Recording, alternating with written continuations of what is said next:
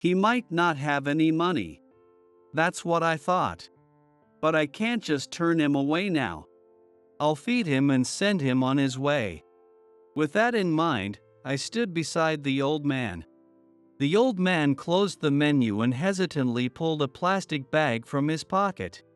It started to rain. The autumn sky was already pitch dark.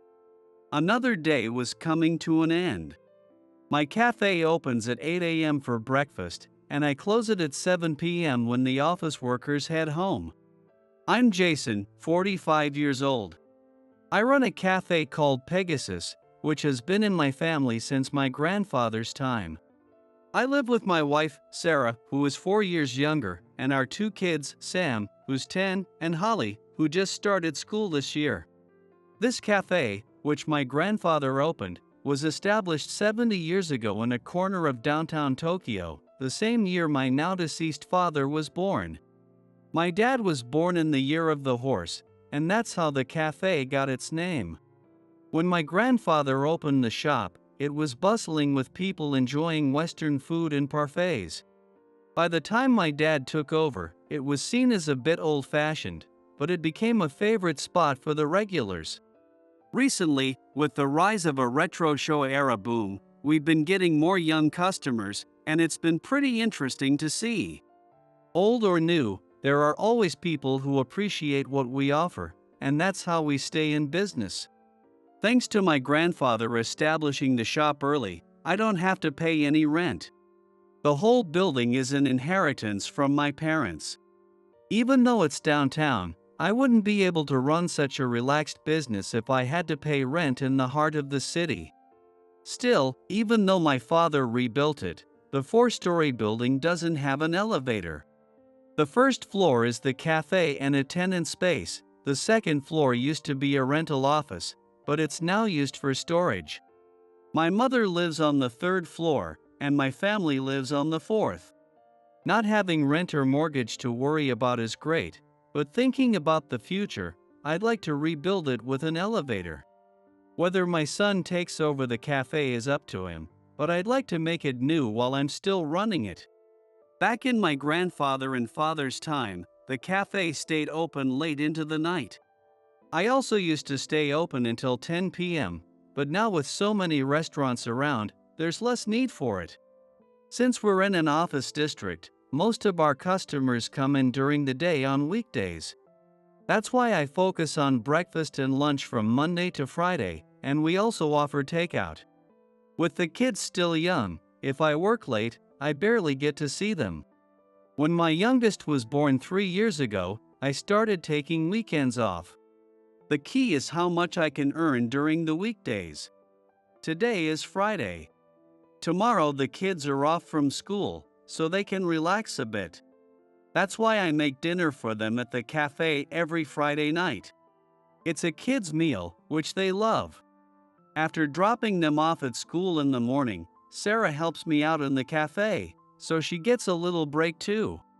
She's not just my work partner, she's my life partner. We met when she was working at a nearby company and became a regular customer here, and that's how we ended up getting married. You could say this cafe helped build the foundation for my family and financial life. Sarah called for the kids, and they came down from our home upstairs. They took their usual spot at the table in the far back, waiting for their kids' meals. Holly is a light eater, but Sam needs bigger portions now to satisfy his appetite. Sarah and I finished off whatever leftovers were around. Even that is a special event for the kids. When Sarah brought them into the cafe, she walked over to the counter instead of going to the table. "Hey, there's an old man standing in front of the cafe." "What?" When I glanced out the window after hearing that, I saw an old man with disheveled white hair holding an umbrella, staring in our direction. He was wearing a checkered shirt, a jumper, and what looked like a pair of dirty gray pants. He gave off the vibe of someone who had just wandered out aimlessly. He kept walking past the cafe slowly, hesitating as he glanced over, then stopping to look again, and repeating the cycle. Should I go ask him something? Like what? Ask him if he needs something from our cafe. If not, we'll have to ask him to leave. Even though it's close to closing, having someone loitering doesn't look good. I wanted to close the shop, but he wasn't coming in or leaving. It was starting to irritate me. Wait, I'll go talk to him. What? That's dangerous. It's fine. He was a frail old man. He probably wouldn't try anything, but I kept a watchful eye on Sarah from behind the counter, who seemed completely unbothered. Excuse me, would you like to come in? Are you waiting for someone? The old man looked startled at first, but after lowering his gaze and thinking for a moment, he said, "Well, if you insist," and came inside. Welcome. I quickly switched to my customer service voice. Since the counter seats were too high, Sarah guided him to a nearby table.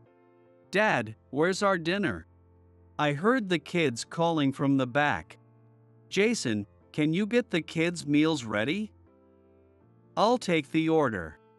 She stepped outside again to hang the closed sign, then came back to take the old man's order. While plating the kids' meals, I kept an eye on what was happening. What would you like? The old man sighed and said, "The coffee smells wonderful. At my cafe, we brew our coffee with a siphon." Even though the shop has been renovated multiple times over the past 70 years, and the furniture and wallpaper have changed often, the rich aroma of coffee has remained constant. He might not have any money. That's what I thought. But turning him away now wasn't an option, and I didn't want to give him a free meal only to have him come back every day. That would be a problem too. I should have just left him alone outside. Honestly, that's how I felt. I heard Sarah asking him in her usual polite manner if he liked Western food. I decided to just feed him and send him on his way. With that thought, I stepped out from behind the counter, telling Sarah to serve the kids, and stood next to the old man. After Sarah glanced over at me and left the area, the old man hesitantly closed the menu and began speaking. He pulled a plastic bag out of his pocket. Sorry, but could you put the spaghetti in this for me? I'd like to take it home. His bony, frail hand clutched the flimsy disposable plastic bag. I hesitated for a moment, but then agreed and asked if Napolitan spaghetti would be okay. Yes, the one with the red ketchup, he replied. I nodded and went back behind the counter. Sarah, noticing the situation, brought over some coffee. You might have to wait a bit, so please have this in the meantime. It's getting a little chilly out, isn't it? I wondered if the old man would even want coffee on a night like this, but his response surprised me. Yes? Could I take this coffee home as well? My wife is waiting for me. Ah, I see. All right, no problem. I packed the Napolitan spaghetti, while Sarah prepared the coffee in takeout containers. Back in my father's time, we used to deliver within the neighborhood. To avoid the hassle of picking up dishes later, I switched to disposable containers and stopped doing deliveries, offering takeout instead. I handed him the 2 coffees and spaghetti, all packed so he could easily carry them home. Now you can take things home like this, huh? I didn't know what to do, so I brought this empty bottle with me. Ah, that's what it was. I finally understood why the old man had been holding that bottle. I had thought he might be asking for water or something. The old man looked pleased as he gazed at the bag. Many of our customers take their coffee to go during lunch since their breaks are short. That's why we're set up for it. That's really helpful. I can manage everyday meals, but I've never made Western food. It's my wife's birthday today. She said she wanted to have the spaghetti and coffee from here. We planned to come together, but the rain started. She's in a wheelchair, and it's hard to take her out. I really appreciate this. Hearing this, I felt a wave of guilt wash over me, and suddenly I was embarrassed by my earlier assumptions. Is it her birthday? Wow, happy birthday! This is some bread we baked today. Please take it with you. With that, Sarah quickly packed the complimentary item into the bag. Thank you for everything. The old man bowed deeply and pulled a folded $100 bill from his pocket. I told him, no need to pay. What? It's a birthday gift. And please, feel free to bring your wife anytime. I'll personally help you both inside, so don't worry. I said it almost on impulse. I regretted having judged him so quickly, assuming he was a homeless man without money. He bowed deeply again and left. Maybe they're both elderly, taking care of each other. Sarah commented. The kids had already finished eating and gone back upstairs, leaving just the two of us at the table. What was that about? I was happy when you said it was for her birthday, but I was surprised you didn't charge him. Well, at first, I was annoyed, thinking he was just a troublesome customer before closing. I even thought we'd never have a wheelchair customer. It made me realize how far I still have to go. Women seem to manage better living alone when they get older, but when an old man has to take care of everything, it just feels sad. There's something heartbreaking about it. We talk about gender equality, but still. Sarah's father lives alone. Her sister and brother-in-law live nearby, but when Sarah visits, she says the house is a mess, unrecognizable compared to how neat and organized her father used to be. More than the shock of the change, it makes her feel sad.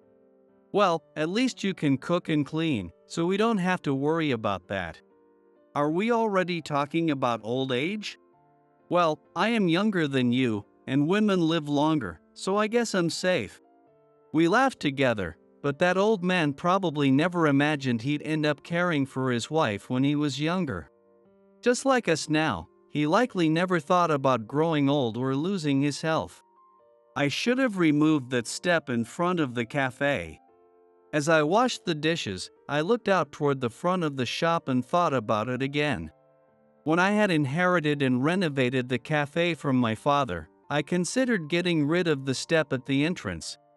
But I decided against it, worried that dust from the street would blow in, and since I had never seen any wheelchair users, I left it as it was. The thin, veiny hand that had accepted the bag with the spaghetti. Even if he had pushed his wife in the wheelchair, they would have hesitated at that 5-centimeter step in front of the shop. Thinking back on the renovation and my cold attitude toward the old man earlier, a heavy sense of regret weighed on my chest. I opened the shop in the morning and served breakfast. We get many takeout customers, and there are regulars who come in every morning and sit at the same table at the same time. By the time Sarah arrives, after dropping the kids off at school and finishing her morning chores, I'm already busy preparing lunch. It's not until after 2 p.m. that I can finally take a break. At that time, we often get salesmen stopping by for a rest or local housewives gathering for tea. And on one such Monday afternoon, that old man returned. This time, the old man came with his wife in a wheelchair. We've taken you up on your kind offer and decided to come. Please, come on in. I stepped outside. The petite, sweet-looking woman was seated in the wheelchair. In front of the shop, there was the newly bought ramp. Why hadn't I thought of it sooner? With that thought, I had hurriedly purchased and set it up. It was my way of atoning for the past oversight. Please, come inside. The elderly woman beamed at me. These are from the garden. With that, she handed over a bouquet of roses wrapped in newspaper. Wow, such a beautiful color. Sarah smiled as she held the deep pink roses. Autumn roses have a stronger color and scent. Since you treated me to such delicious coffee and spaghetti, I wanted to give you a little something in return. I moved the chair by the window to make room for her wheelchair. Would the same thing as last time be okay today? She asked shyly. My husband said he wanted to try making it, but I told him there's no way it would taste the same, so he suggested we come here instead. 2 Napolitan spaghetti? And I'll have coffee, and my wife would like a cream soda, the green one, please. After the meal. Sure, I'll get that right away. Watching the elderly couple chat together made both Sarah and me feel a sense of warmth and happiness. We learned that the husband, Terence, was 82, and his wife, Yvonne, was 80. Last year, Yvonne had suffered a minor stroke, which affected her ability to walk. While she had undergone rehabilitation at a care facility, her body lacked the strength to recover fully, so she returned home, using a wheelchair when outside. Our children made the house accessible for us, so we've been able to live together. But since they've all moved away for work or marriage, we decided we'd manage on our own. We thought about moving to a care facility, but we'd have to live in a new place where we don't know anyone. We figured as long as we can live together, we'll stay as we are. Thanks to that, we can still enjoy lovely moments like having a meal at a cafe at our age. Look at this soda, I love this color. Just looking at it makes me happy. Yvonne's smile, as she laughed in front of the green glass, looked truly happy. We've stayed in this town, but many of our friends have moved in with their kids or gone to care facilities. It feels like everyone around us is disappearing. It's lonely when your friends are gone.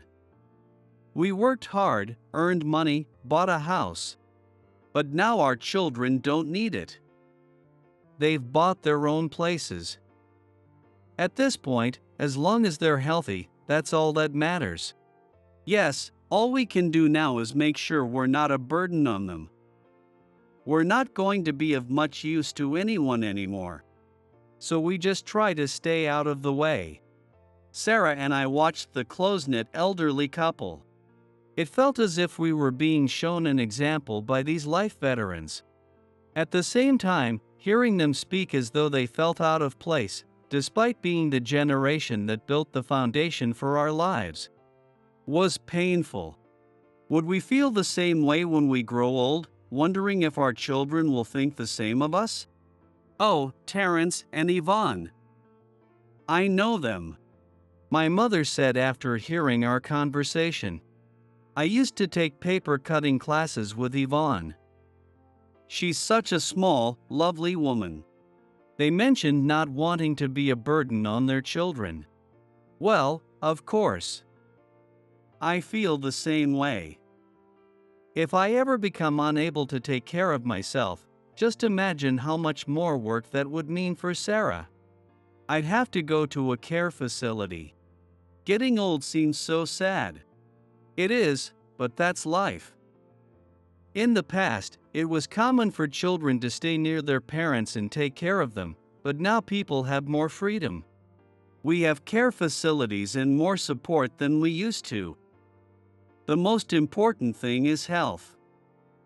When we built this building, I thought living on the 3rd floor without an elevator would be difficult when I got older, but here I am at 70, still managing. Daily exercise is so important, my mother said with a laugh. Although we live close by, my mother has been living alone since my father passed away. One of her favorite pastimes is baking bread. She bakes at her own pace, about once a week, and gives the bread to customers at the cafe. Some customers suggest she should sell the bread, but she says that would take the fun out of it. I can do it because I don't charge for it. If people started complaining about the price or taste, I'd lose all motivation. It's fun because it's just a hobby.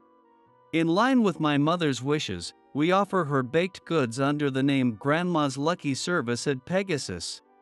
It's not always available, and just because we didn't have it yesterday doesn't mean we'll have it today. I'm grateful for the customers who enjoy the randomness of it. On the day she bakes, my mother wraps the bread herself and hands it out with a smile at the counter. Those little interactions with people seem to be what motivates her to bake the next batch. As long as you have food to eat and a warm place to stay, that's happiness. But having someone to talk to makes it even more enjoyable.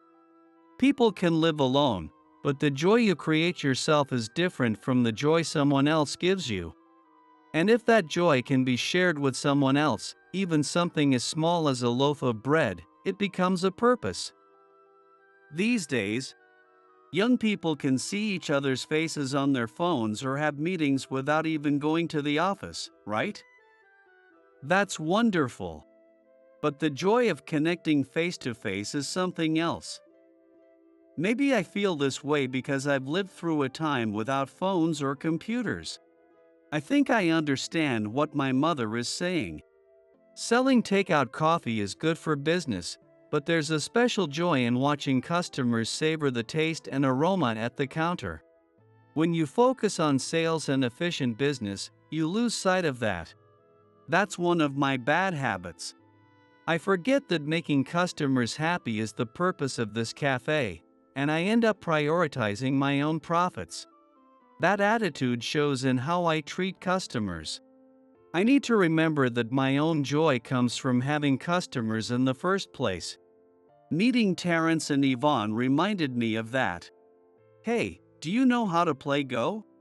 One day, out of the blue, Sarah asked me. Go? You mean that board game with the black and white stones, like chess? That doesn't sound like you know how to play. What, you want to learn? Sam's friend was bragging about it at school. He said he's learning it in after-school care. Apparently, it's popular now. It helps develop concentration, creativity, and imagination. I've heard about it too, but I don't really know much about it. When Sam started school, we tried to enroll him in after-school care, but he didn't get in due to the lottery. Even though we both work, running a family business from home put us at a disadvantage. So we sent him to a self-study program instead, but 6 months in, he still wasn't very motivated. I wanted to spark his interest in learning before his studies got too difficult, but to be honest, I wasn't exactly the studious type myself. So I couldn't expect too much. There are other kids waiting for after-school care too. Everyone ends up going to some kind of tutoring, but even if both parents work to make money, you still have to pay for the lessons. And if you have more than one kid, the cost doubles. No wonder the birth rate is dropping. Parents have to work, but there's nowhere for the kids to go. As I thought about parents working to cover school fees and secure their children's futures, only to end up like Terrence and Yvonne, an elderly couple left behind, it made me feel conflicted, stuck between two generations. A few days later, my mother arranged to meet Yvonne at the cafe. I invited her to do some knitting with me. Is it okay if we stay a while? You can't make it up to the 3rd floor. It's fine, we'll do it here. Well, I'll be off then, Terrence said, getting ready to leave without even staying for tea. Aren't you going to have coffee today? I can't do knitting, so I'll let the ladies enjoy themselves. Then, an idea struck me. Do you know how to play Go, by any chance? Oh, my husband plays it on the computer every day, Yvonne chimed in. Sarah and I exchanged excited glances and gave each other a silent cheer. And so, Sam's Go lessons began. It turned out that Terrence had been a schoolteacher. He joked that he never made it to principal, but that didn't matter. What was impressive was that he had stood in front of a classroom and taught. Twice a week, for 30 minutes, Terrence would give Sam Go lessons during his and Yvonne's afternoon walks. Sam isn't the type to sit still and focus, so it might be a challenge. That's no problem. You can't push kids too much. If you try to drill knowledge into them, they get tired and lose interest. The key is to spark their curiosity and think things through with them, helping them search for the right answers. That way, they won't lose motivation. Sam wasn't quick to pick things up, but Terrence's patient, engaging teaching style kept him focused. Soon, Sam even started bringing along his friends, other kids who couldn't get into after-school care, to learn Go together. Just as Sarah had predicted, their 30-minute sessions started stretching to an hour as they became engrossed in the game, forgetting all about their phones. In return, I offered tea and meals as a token of thanks for the lessons.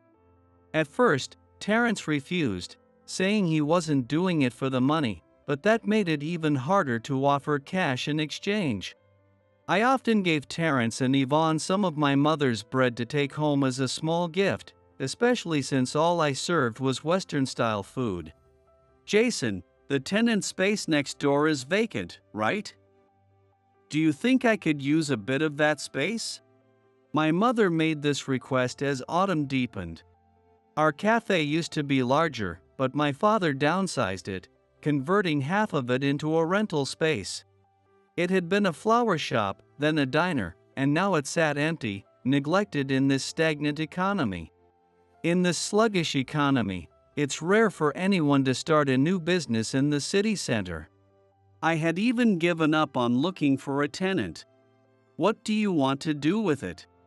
I want to teach knitting. To whom? Whoever wants to learn. I'll just sit there knitting, and if anyone wants to join, they're welcome to. It's not about making money from teaching. It's about having a space for people to come together. If someone wants to learn, I'll teach them. Yvonne is quite skilled too. I remembered my childhood. My mother used to take knitting lessons. She even used a machine that made a loud whirring noise as it worked. She'd move the handle, like that of an iron, back and forth, and it would automatically knit.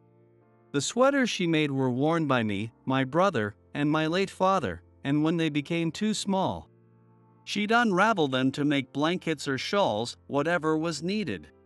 Are you thinking of using that machine again? If someone wants to learn, I'll show them, but I doubt many people have machines like that anymore. I could just display it as a conversation piece. If anyone is interested, I'll teach them how to use it. Yvonne and I, along with some other friends, could display our work and teach people who want to make the same things, or even gift some of our work to people who want it. I need a space to display my pieces too, so I'd like to use the tenant space next door. Yvonne and I were reminiscing about how we used to be so absorbed in knitting, but now nobody seems to care. Ready-made items are cheap. And I understand that, but I'd love to teach anyone who's interested in learning our skills. And even if nobody comes to learn, we'd love to use it as a space for us grandmothers to enjoy our hobbies. That's a great idea, Mom. Let's do it. It'll be great for keeping elderly people from being stuck at home alone. Sarah suddenly got enthusiastic about the idea. Even though we weren't charging rent, if it was going to be in public view, we needed to make sure it was done properly. My mother offered to cover all the renovation costs. In exchange, I agreed to provide tea for free. I'm over 70 now, and it's time to wrap things up in life. I want to spend my remaining years with people I enjoy. For those who don't have a place to go, I want to provide that space. And for those who are isolated, I want to offer opportunities to connect. It won't make any money, but I want to live the rest of my life with purpose. My mother had spent years caring for my grandmother as a daughter-in-law. And the last year of my father's life was spent shuttling between the hospital and home to care for him. She also helped take care of my kids when our cafe kept us too busy to manage on our own.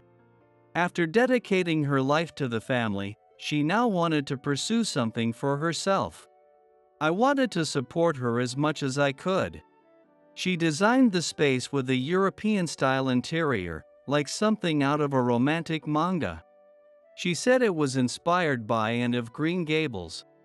It made me realize that my mother had once had her own girlish dreams. The back of the room had heated floors, where people could sit, and a large wooden table was placed near the entrance. We didn't advertise, but gradually one or two people began showing interest. "Mom, let's do talent sharing." "What's that?" "Everyone has different skills, right? Let's offer those skills to others. Like knitting, sewing, whatever your friends are good at. They can gather, teach, and learn from each other. Some days, they can just gather for tea or even have a potluck. Your salon can be a place for that. Hey, don't just invite a bunch of people without thinking it through. It could get out of hand. Even if things started off well, it would be disheartening if problems arose later, leading to the project being shut down. And if rumors started spreading, it could affect our business, which made me nervous. But Sarah had already spoken to my mother and convinced her to start with a winter program to support children during their winter break. What's that? We'll help kids during their winter vacation. They can study at home, but Sam's school requires them to submit some sort of creative project, like artwork or crafts. It's a real headache for all the moms. Kids these days are good at studying but not so good at creating things on their own. We'll help with that. Are you going to watch kids of all ages? Isn't that going to be a lot of work? We've set a schedule for different programs on different days, with a maximum of 5 kids per session. And what are you going to teach them? Monday is calligraphy, Tuesday is embroidery, Wednesday is Go, and Thursday is knitting. Just 4 days. Terrence is a calligrapher, and his writing is amazing. Even adults would want to learn from him. Yvonne will teach how to knit scarves. She's prepared plenty of yarn. Once the kids learn the basic techniques, they can continue on their own, and Yvonne just needs to guide them at the start and finish. Your mom will teach embroidery, cross-stitch, which is perfect for elementary school kids. It'll be like an alternative to after-school care.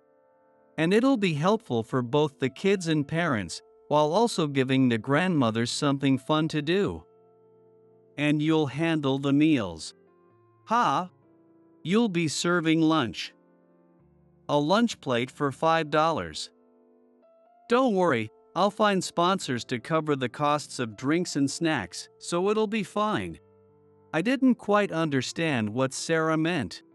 What I did realize, though, was that she was surprisingly proactive. Maybe it was a remnant of her time working in product planning, but while I was busy running the cafe alone, the space next door had become incredibly lively. Sam became obsessed with Go and hardly played anything else, even at home.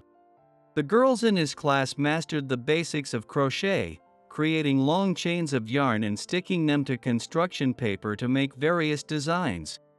Terrence taught the children the joy of brushwork, and those with potential even began learning calligraphy. Meanwhile, the mothers who brought their children became engrossed in crafts, trying their hand at shawls or adding embroidery to their children's school supplies. Each found their own way to enjoy themselves. Some mothers would bring their babies on their backs, leave them with the grandmothers, and enjoy a moment of peace with a cup of tea. Just that simple act provided healing, some said. Eventually, these same people started taking out food from my cafe or meeting their husbands there for dinner on their way home from work. For the adults, I introduced a special lunch plate, which became a hit and turned into one of our signature menu items. It turns out that, like kids, adults enjoy having a variety of dishes neatly arranged on one plate. One day, officials from the local government office visited the cafe. They specialized in support for children and the elderly. At first, I thought they had come to raise concerns about our unlicensed, unplanned gatherings, but it was the opposite. They asked about how these activities came about and interviewed not only my mother and Sarah but also the participants about the sense of fulfillment and connections that had been created. This story was then published in the district's newsletter, and just as Sarah had predicted, sponsors appeared. A local craft shop started providing materials for us.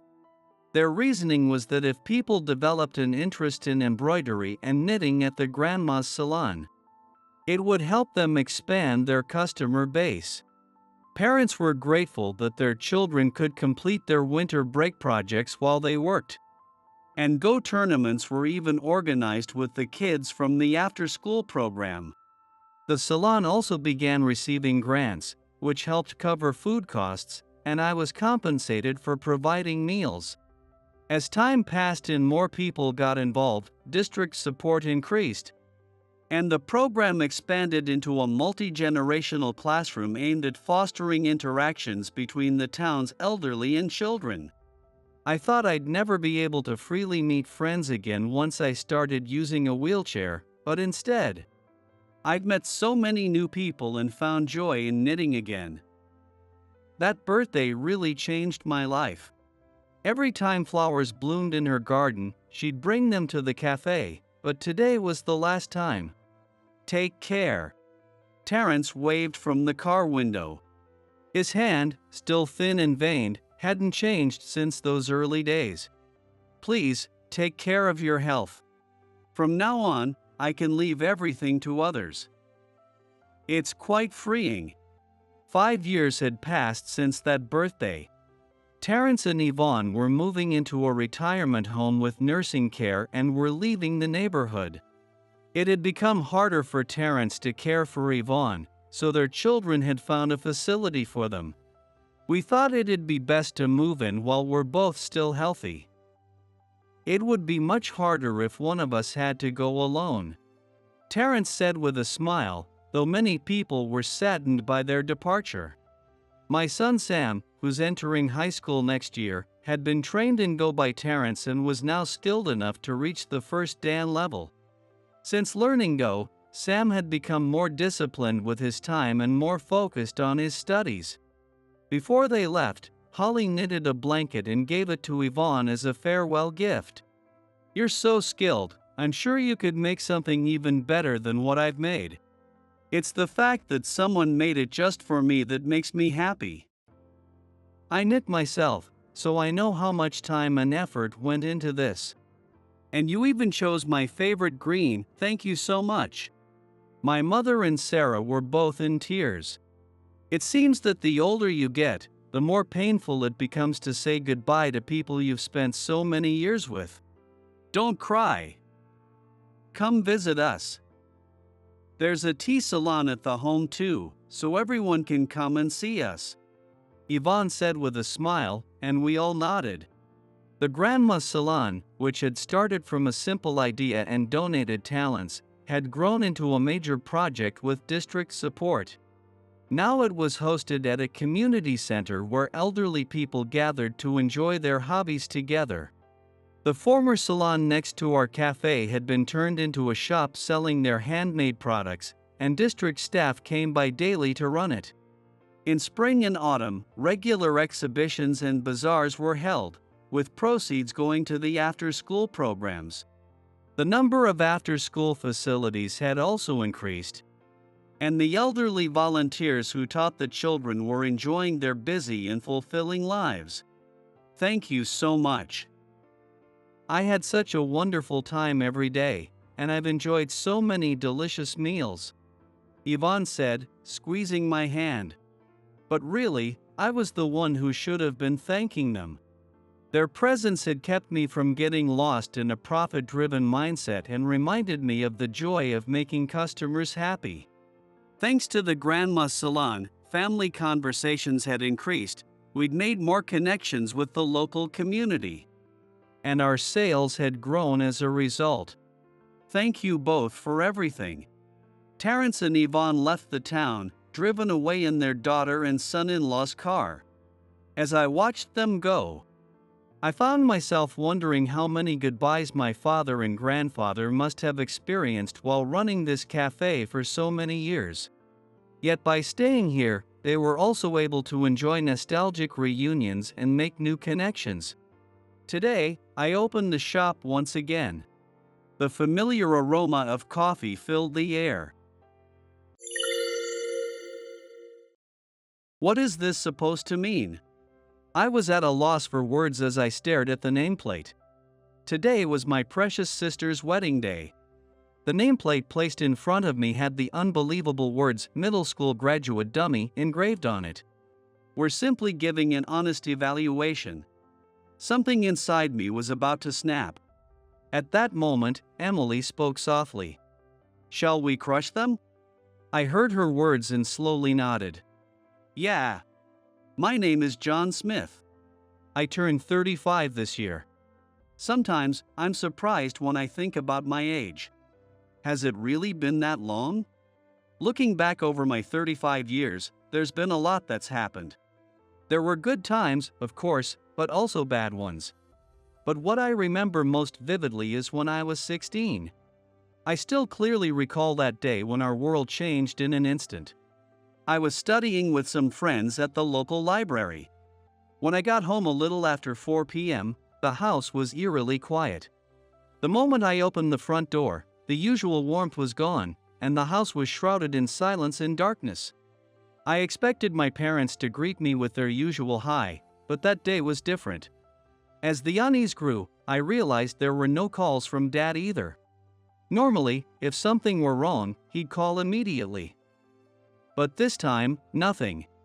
My little sister, Kate, had just returned from her team activities, and we waited together for our parents to come home. Then, the news on TV caught our attention.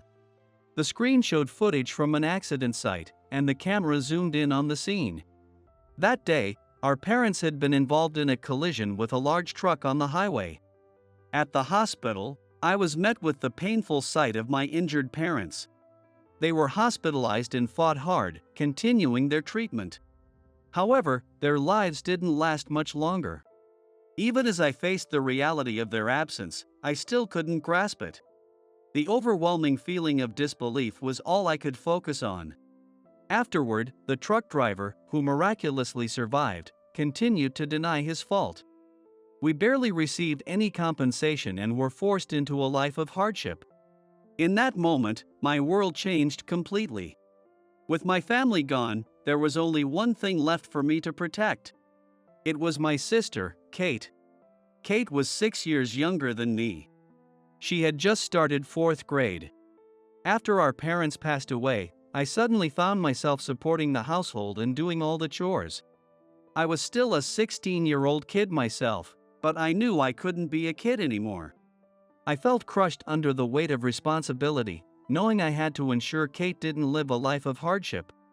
I dropped out of high school and immediately started working.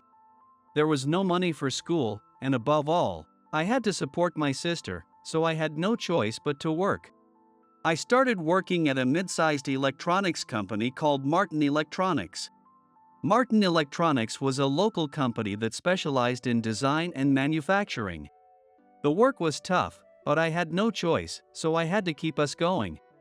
I had no time to even think about running away. From that day on, I entered a life where weekends didn't exist.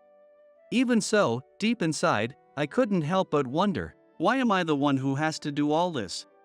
Do I have to give up on my own life? Even so, as long as Kate was there, I didn't give up. One day, when she came home from school, she looked a bit down. Kate was in her basketball team at school and absolutely loved basketball. But since our parents passed away, she must have been carrying something heavy inside her as well. When she was about to enter middle school, she had been determined to join the basketball team. "John, I've decided not to join the basketball team." I was surprised when I saw the look on Kate's face as she said that. I knew how much she loved basketball. No matter how tough things got, she always smiled when she was playing basketball. "Why?" I asked, swallowing my words. "Because, seeing you work so hard, I can't help but think, what's the point of me continuing basketball if there's no future for us?" When she said that, I wanted to scream inside. Why was she blaming herself so much? I would never allow her to give up on her dream. That's what I thought. "Kate, don't even think about quitting playing basketball. You still have a future ahead of you. I'll figure it out, so you keep playing. Chase your dream." Luckily, basketball doesn't cost as much as sports like baseball, just the ball and a uniform. I can handle that. So don't worry about anything and keep going. Kate nodded silently, her eyes filled with tears. "Thank you, John." I worked tirelessly to support her. I couldn't let her quit playing basketball, and at the very least, I wanted to make sure she finished middle and high school. That was my one and only mission. But when Kate was in her third year of middle school, her heart wavered again. I was determined to get her through high school, but one day, she said something shocking. "John, I think I want to start working. I don't even like studying, and going to school just feels pointless." Her words stunned me. Kate had always been a bright student. She balanced both academics and basketball perfectly, but now, she was struggling with the reality in front of her. "You've always been so good at playing basketball and studying. There are so many possibilities ahead of you. You don't have to rush into working now." I desperately tried to convince her. I knew that if she didn't stay in school, her future would close off. "But, if I don't work, how are we going to make ends meet?" Her big eyes filled with tears. Even then, I kept encouraging her. "That's exactly why I want you to study hard and see more of the world. Are you sure it's okay?" "Of course. You can do it, no doubt." After that, Kate decided to go to high school. I felt a wave of relief and continued to support her. As time passed, Kate successfully graduated high school and went on to college with the help of a scholarship. She majored in law, worked tirelessly towards her goal, and eventually passed the bar exam. When I got the news of her success, I felt an overwhelming sense of pride. Back then, all I could do was support her, but now she was confidently forging her own path. "John, I got a job. I'm officially a lawyer." When I heard those words over the phone, I was speechless. The pride I felt for my one and only sister was indescribable. The little girl Kate used to be is now 29 years old. Just the other day, she told me something exciting. "I've met someone really special." The special person Kate had met was Kyle Turner. Kyle was a client at the law firm where Kate worked and the son of Miles Turner, a high-ranking government official. Kate started talking excitedly about meeting Kyle. "He's really an amazing person. He's serious about his work, but he's also incredibly kind. He listens to me and always encourages me." Her eyes sparkled as she spoke, and I could see the trust she had in him from her expression. In that moment, a small wave of concern crossed my mind. Was Kyle really the right person for Kate? Would he truly cherish her? I couldn't help but worry. However, Kate had no doubt in her voice. She seemed fully confident in her decision. "John, I've decided. I'm going to marry Kyle." I was momentarily surprised when I heard that. But Kate's resolve was firm. Her eyes were filled with determination, and I could tell she was genuinely happy. "If you're truly happy, I won't say anything. Just make sure he knows to take good care of you." Kate smiled brightly at my words. As the wedding plans moved forward, it became clear that Kate was falling more and more in love with Kyle. The two of them occasionally shared stories about their relationship with me. Kyle was a highly respected bureaucrat, known for his charisma and kind heart.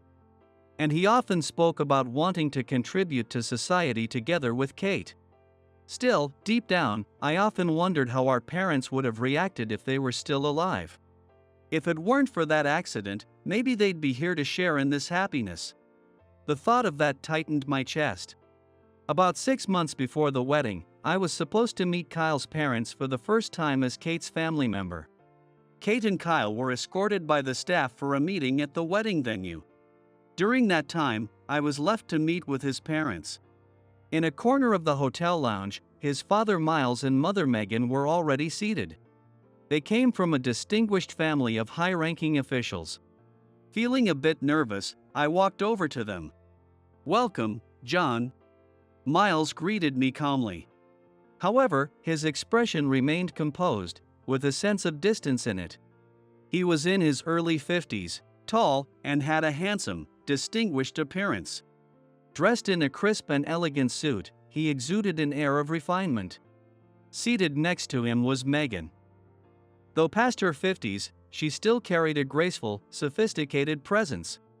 But there was a cold gleam in her eyes that I couldn't ignore. "Thank you for having me." I bowed slightly and took my seat. For a brief moment, there was silence. Though we exchanged polite greetings, the tension in the air was palpable. After a while, Megan spoke quietly. "It's a pleasure to finally meet you, John." She smiled, but I sensed something probing behind that smile. "Thank you," I replied politely, though a hint of unease crept into my heart. Miles then spoke up. "Since this is our first time meeting, we'd like to ask you a few things." He looked directly at me as he continued. "Kyle is the pride of our family. He's an exceptional bureaucrat and is striving for an even higher position in the future. Now that Kate has decided to marry him, we're very pleased as well." I felt a small sense of relief at his words. But then, his gaze sharpened as it focused back on me, and he continued. "John, there's something I'd like to ask you first." His piercing eyes locked onto mine. "May I ask about your background?" I took a small breath. My background. Yes, after all, being the brother of such a brilliant lawyer like Kate, I'm sure you have an impressive background as well, don't you? Exactly. We'd love to hear what you've done and what achievements you've made. Miles continued with a tone of genuine interest. Choosing my words carefully, I began to speak calmly. I lost my parents when I was 16. After that, I started working right away to support the household. I dropped out of high school, but I'd been working ever since to protect my family. Miles's expression stiffened for a brief moment. "So, you're saying you only graduated from middle school?" Megan asked coldly. "That's right," I answered quietly. The moment I responded, Megan's expression changed, and she spoke with a firm tone.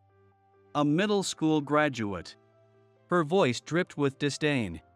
"With such a background, you have no right to associate with people from our family." Miles nodded silently in agreement. "I'm really concerned this could affect Kyle and Kate's future." I felt a surge of anger rising inside me, but I tried to remain calm. "But I've always been there to protect my sister."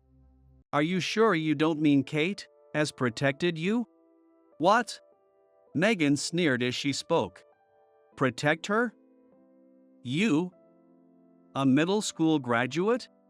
After a brief silence, I replied firmly. "Of course, Kate earned her accomplishments on her own. But I chose to drop out of high school to help her. No matter what anyone says, I don't regret that decision."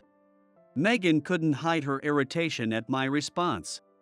She exhaled deeply, her cold eyes fixed on me. "If you intend to keep seeing Kyle and Kate," her voice grew lower and colder, "we won't allow you near her." I was speechless. Her words froze the room. There was a clear intention of rejection behind her statement.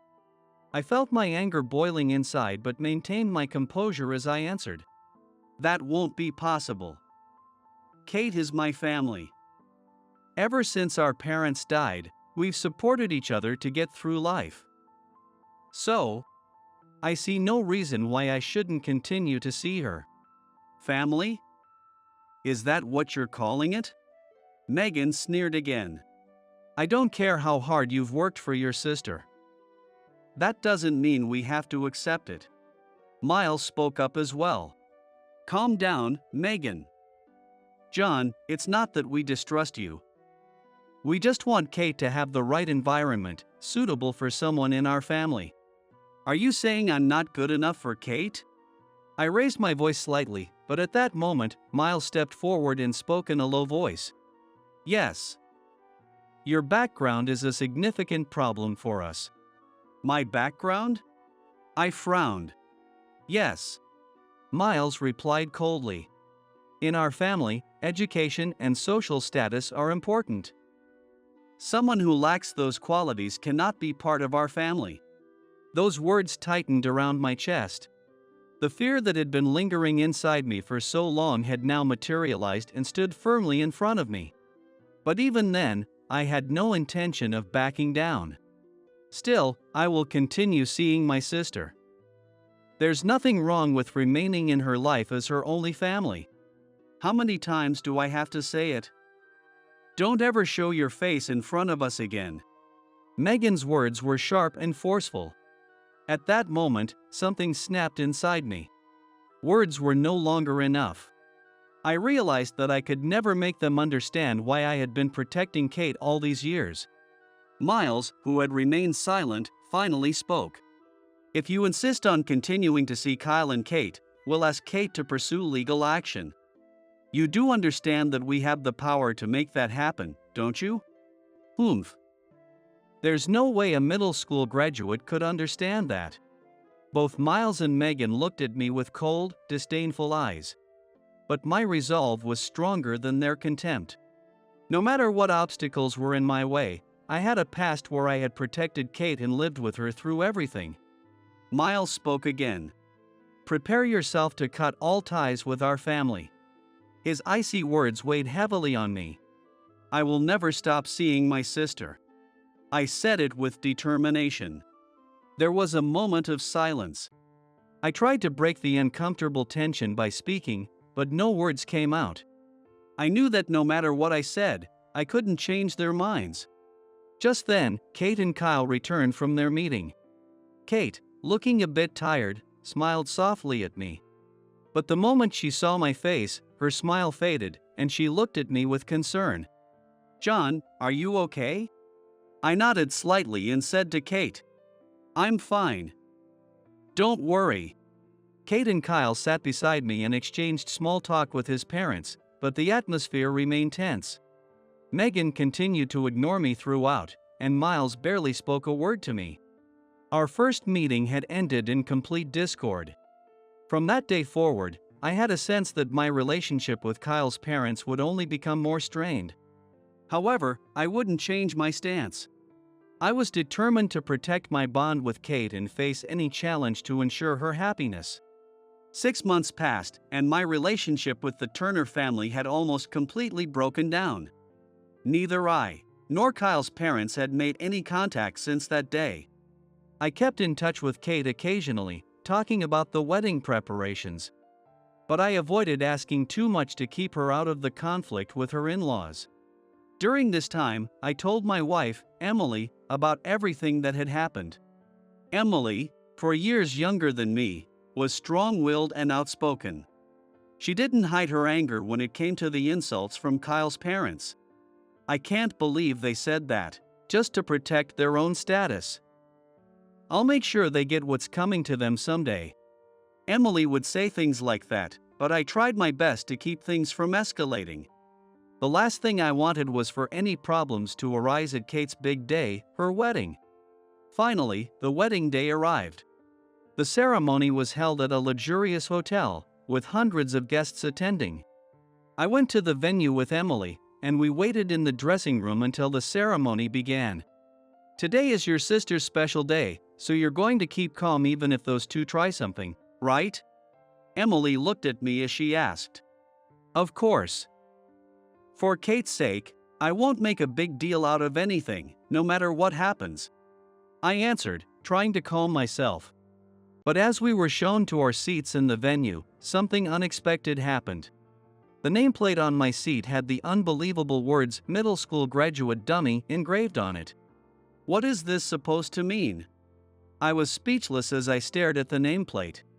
Emily, too, saw it and her face immediately darkened with anger. Is this some kind of joke? I called over the staff and asked for an explanation, but they only looked confused. I'm terribly sorry, but this nameplate was made at the request of the groom's family. Hearing that, the anger I had been holding back flared up. This was definitely the work of Kyle's parents. Excuse me, but what exactly is the meaning of this? I spoke quietly but firmly, trying to avoid drawing too much attention. At that moment, Miles appeared in front of me. With a cold smile, he shrugged slightly. Oh, I'm not sure what you mean. We simply gave an honest assessment. His words nearly made me snap. But this was a wedding. I couldn't ruin Kate's special day. Do you understand what that name means? I struggled to stay calm, while Miles maintained his indifferent attitude, laughing dismissively. Of course. But someone with no education or culture like you doesn't really need a proper nameplate, does he? That's going too far. Emily snapped at him, but I held her back. I had to endure this. No matter what we said, causing a scene here would only hurt Kate. I had no choice but to bear it. The wedding ceremony began and proceeded without incident. However, the tense atmosphere lingered. I was scheduled to give a speech as part of the bride's family. I had spent days preparing and memorizing the speech. But as the groom's side finished their speeches, my name was never called. Feeling uneasy, I went to ask the staff. Their response shocked me. We were informed by the groom's family that, due to circumstances, the speech has been cancelled. What? For a moment, I couldn't comprehend what was happening, but I quickly realized the truth. This was yet another scheme by Kyle's parents, designed to humiliate me. They must have cancelled my speech to embarrass me further. I can't take this anymore. I instructed the staff to call Miles and Megan to the lobby. As I waited in the lobby, Kyle's parents slowly appeared. Both of them wore smug, triumphant expressions. I heard my speech was cancelled. Care to explain why?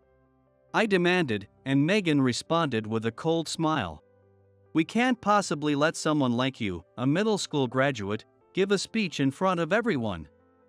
It would disgrace our family. Her words caused all the anger I had been suppressing to explode.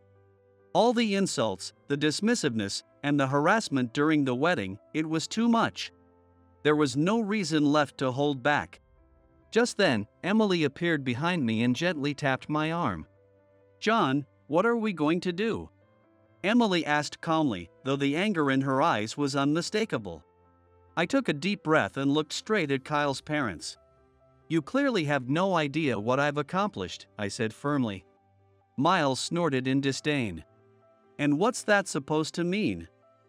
Do you think someone like you could have any impact on us? At that moment, Emily spoke quietly. Shall we crush them, Mr. Smith, the CEO? Hearing her words, I nodded slowly. Yeah, let's crush them. For a brief moment, both Miles and Megan looked shocked, but they quickly regained their sneering expressions. You? A CEO? Come on, no matter what you try, it won't affect us. Go ahead, tell us you're ending some deal or something. Miles scoffed as he spoke. Deals? Well, as it happens, the company manufacturing the digital systems for Miles's government-led digitization project is mine. He was shocked. Their faces immediately changed at my words. What are you saying? Miles frowned. The project that you're so proud of, the digital transformation you're pushing, it's my company that's behind it. And I've just decided to cancel the contract today. At those words, their faces froze completely. No way. You're the CEO of Martin Electronics? But I thought Kelvin Martin was the CEO. That's right. Emily cut him off. Could you explain, as my lead secretary, Emily? Mr. Martin retired last year, and John was appointed as CEO, based on his years of experience and his pivotal role in developing cutting-edge AI-based digital systems. He was highly recommended by the former CEO, Mr. Martin. I believe you boasted about being close to him in the media, but you didn't know about it. Did you? This can't be true. It's a joke, right? Megan said, her face pale. If you think it's a joke, go ahead and check our company's website on your phone, Emily said calmly. Megan pulled out her phone and looked at the website, where my picture and greeting as CEO were displayed. John, you're not serious about canceling the deal, are you? If this project doesn't move forward, we're finished. We're family. So you wouldn't do something that cold, right? I shook my head calmly. No, I'm serious. If you keep disrespecting me, I'll take the necessary steps, and that means canceling the deal. Megan's voice trembled, and she could no longer hide her panic. The project Miles was leading was crucial for the Turner family's reputation. If it collapsed, their social standing would be severely impacted, and I knew that well. Wait. That can't happen. If the project stalls, we'll lose everything. Megan raised her voice in desperation. I'm fully aware of how important this project is for your family. Yet you've refused to acknowledge my role in it and have continued to insult me. You should regret that. I continued, my voice steady but firm. Miles, momentarily speechless, quickly grew agitated and shouted. Don't think you can stop the deal that easily. You know how much power we have. Emily smiled coldly and responded. You'll soon find out how much your power really counts. Besides, maybe we should have rethought everything from the beginning. The days of looking down on people based on their education or status are long over. Both of their faces turned pale in an instant. For the first time, they were being forced to confront the reality that everything they had built could crumble. I watched them calmly and continued. This is Kate's wedding, her special day. I've held my tongue and endured for her sake, but there's a limit to how much I can take. My speech was cancelled, my name was insulted. What more do you plan to do? Miles looked like he was about to retort, but Megan stopped him. She looked at us with fear in her eyes and spoke in a trembling voice. John, isn't that going a bit too far? We admit we might have gone too far with some of the things we said. So, please, can we just forget about this? Don't think an apology is enough to make this right. I dismissed Megan's words coldly. What you've done to me isn't something that can be brushed aside with a simple apology. Besides, it's too late for that. My decision stands. So the deal is over. Wait. John, that's too harsh. Miles raised his voice again, but I wasn't backing down. Just then, Emily took a quiet breath and offered a suggestion. There is one possible way. If you publicly apologize for all the insults we've received, we might reconsider. Publicly. Megan's face showed confusion. Yes. You will have to stand in front of everyone and admit to the insults you've thrown at us and apologize sincerely. If you can do that, we'll think about reopening the deal. There's no way we can do that. Miles erupted angrily. Emily remained calm as she continued. Then, there's nothing more to discuss. Whatever happens next will be a result of your own choices. Miles and Megan couldn't say another word. As we turned to leave, they stood frozen in place, visibly trembling. The wedding proceeded smoothly afterward. I felt bad for Kate, but luckily, she didn't seem to notice any of the tension. At the end of the reception, I gave my heartfelt congratulations to Kate and Kyle, sincerely wishing them happiness.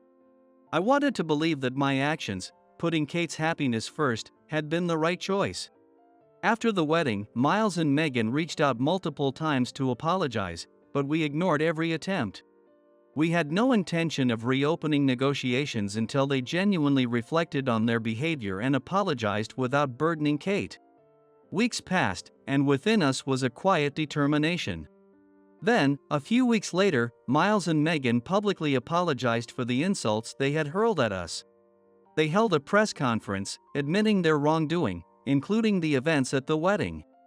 The media coverage of the apology delivered a devastating blow to the Turner family's reputation. The Turner family's name has really hit rock bottom, hasn't it? Yeah, it sure has. After witnessing their public apology, we finally moved forward with discussions to resume the deal. Though our relationship with Kyle's parents remained cold, they kept their promise and never insulted us again. Well, I guess that settles everything, Emily said with a smile. Yeah, but in the end, they had no choice but to change. If we hadn't stood up to them, they'd still be the same. I exhaled deeply, feeling a small sense of relief. But this was for the best. I'm proud of how strong you've been. As Emily smiled at me, I felt a deep sense of gratitude that she had always been by my side. A few months later, Miles's downfall sent shockwaves through the entire Turner family. With his project collapsing, Miles's credibility crumbled, and his subordinates began abandoning him one by one. Miles and Megan were forced to watch as everything they had built fell apart in an instant, unable to hide their panic and regret. Kyle and Kate also reached a point where they had to reconsider their relationship with the Turner family. Though Kyle had desperately tried to live up to his parents' expectations, he realized that their behavior was causing them both pain. He finally decided to cut ties. Kate, our life is ours. We can't let my parents control us anymore. Kate agreed with his decision, and together they severed ties with the Turner family. Miles and Megan were shocked and opposed their decision, but Kyle's resolve was unshakable. Kyle and Kate decided to build their new life together, leaving the Turner family behind. Kate continued to deepen her career as a lawyer, dedicating herself to family law and supporting children who had lost their parents in accidents. Through her experiences, she shared her thoughts with me. John, I want to help children like us who lost their parents.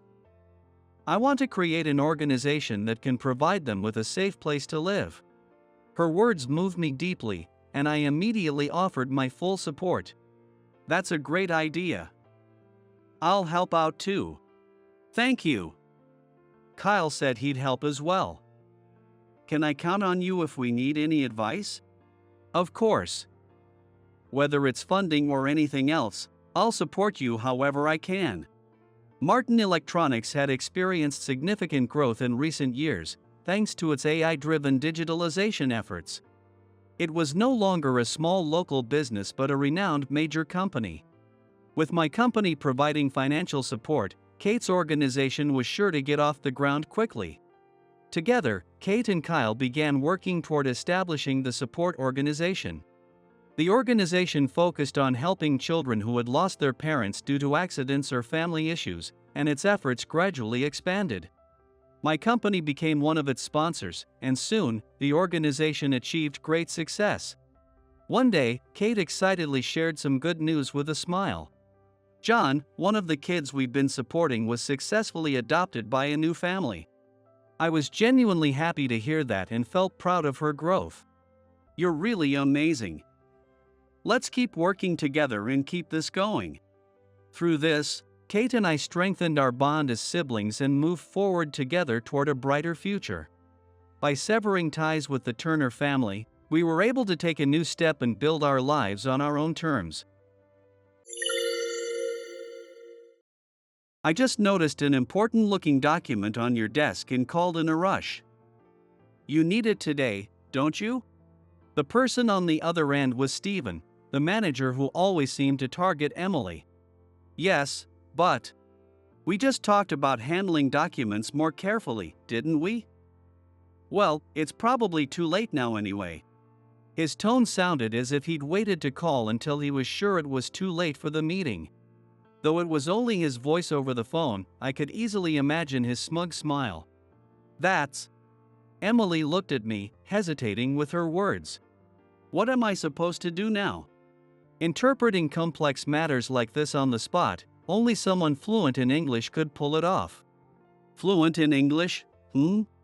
Suddenly, Mr. Nash's face lit up, as though he just had an idea. Mr. Nash? Emily tilted her head slightly, looking at him with curiosity. Emily, we have someone here who's fluent in English. I meet the gaze of Mr. Nash. He looks directly at me and says, Sean, I need your help. My name is Sean. In my 40s now, my waistline has become a bit more noticeable, something that never used to bother me. My current job is as a driver for the president of a household goods company. Every morning, I drive to the president's home, then take him to the office or to his business appointments. In the fast-paced world of household goods, keeping up with consumer needs is no easy feat. The company I drive for, Taro Corporation, has gained some attention on social media recently. Though not a major player, it's well known in its field, and with social media's rise, its performance has grown steadily. Mr. Nash, the president I drive for, is about my age but keeps fit, is tall, and carries himself with style. He has an easygoing charm and is hard to forget once you meet him. I, on the other hand, am often told, you look familiar, even though it's usually by people I've never met. In other words, I have one of those faces that blends in anywhere. One day, when I picked up Mr. Nash for his usual workday, he handed me a small wrapped package. Mr. Nash? What's this? Take it. A client gave it to me, but I don't need more of these. I unwrapped it and found a small golden cat figurine. It might look cute on a desk, but as a man in my 40s, I wasn't sure what to do with it. Unfortunately, as a driver, I don't even have my own desk at work. Thank you. Noticing my hesitant reaction, Mr. Nash raised an eyebrow and said, Try looking a bit more appreciative. By the way, it's supposedly made of pure gold. What? I was startled and almost dropped a cat figurine, but my reaction seemed to amuse Mr. Nash, who chuckled as he got into the car. After carefully putting the cat figurine in my pocket, I closed the back door. Like most companies, President has a secretary responsible for managing the president's schedule and other tasks. Mr. Nash is no exception, and the person who rides with him most frequently in the company car I drive is his secretary, Emily. Emily is a talented, beautiful young woman who was selected as Mr. Nash's secretary early in her career. With a strong sense of responsibility, she anticipates tasks well in advance, although she's quite reserved and not much of a talker. Because of her quiet nature, she isn't the type to confront others, even when she overhears whispers about herself from colleagues. I haven't personally heard any comments, but rumor has it that Emily is disliked by her supervisor in the secretary department, Stephen. When Mr. Nash's former secretary retired, he personally chose Emily to take on the role. At the time, Stephen, who was an experienced senior secretary, probably didn't appreciate this decision, as Emily was a rookie with only about a year of experience at the company. I can understand Stephen's reasoning that someone with more experience should have the job, but he's still complaining, even though it was Mr. Nash's own decision. At that time, Stephen was still an assistant manager, but he was later promoted to manager and took on the responsibility of overseeing the department. However, he seems to have a naturally persistent personality. He still appears to treat Emily rather harshly. Even though Emily is Mr. Nash's secretary, she doesn't stick to him constantly. She spends much of her time at her desk handling office work. Working in an uncomfortable environment within her own department must be a big source of stress for her. Stephen often speaks to Emily in a harsh tone. Emily, being cautious, rarely makes big mistakes, but everyone slips up sometimes. Other colleagues would typically get off with a simple "be careful next time," but only Emily is always criticized by Stephen excessively. Colleagues are too afraid to stand up for her, fearing that defending her might put them in Stephen's bad books. They'll chat with her when he's not around, but it seems no one is willing to shield her from him. That day, on the way to a client, Mr. Nash asked me to make a quick stop, so I pulled over. "Wait here a minute," he instructed, leaving me and Emily waiting in the car. Emily, usually so calm, looked somewhat down that day and sighed quietly. "Are you okay? You seem a bit tired." "Huh?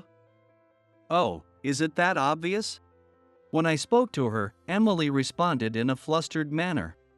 "Oh. No, I didn't mean you looked tired, more like, I just sensed it."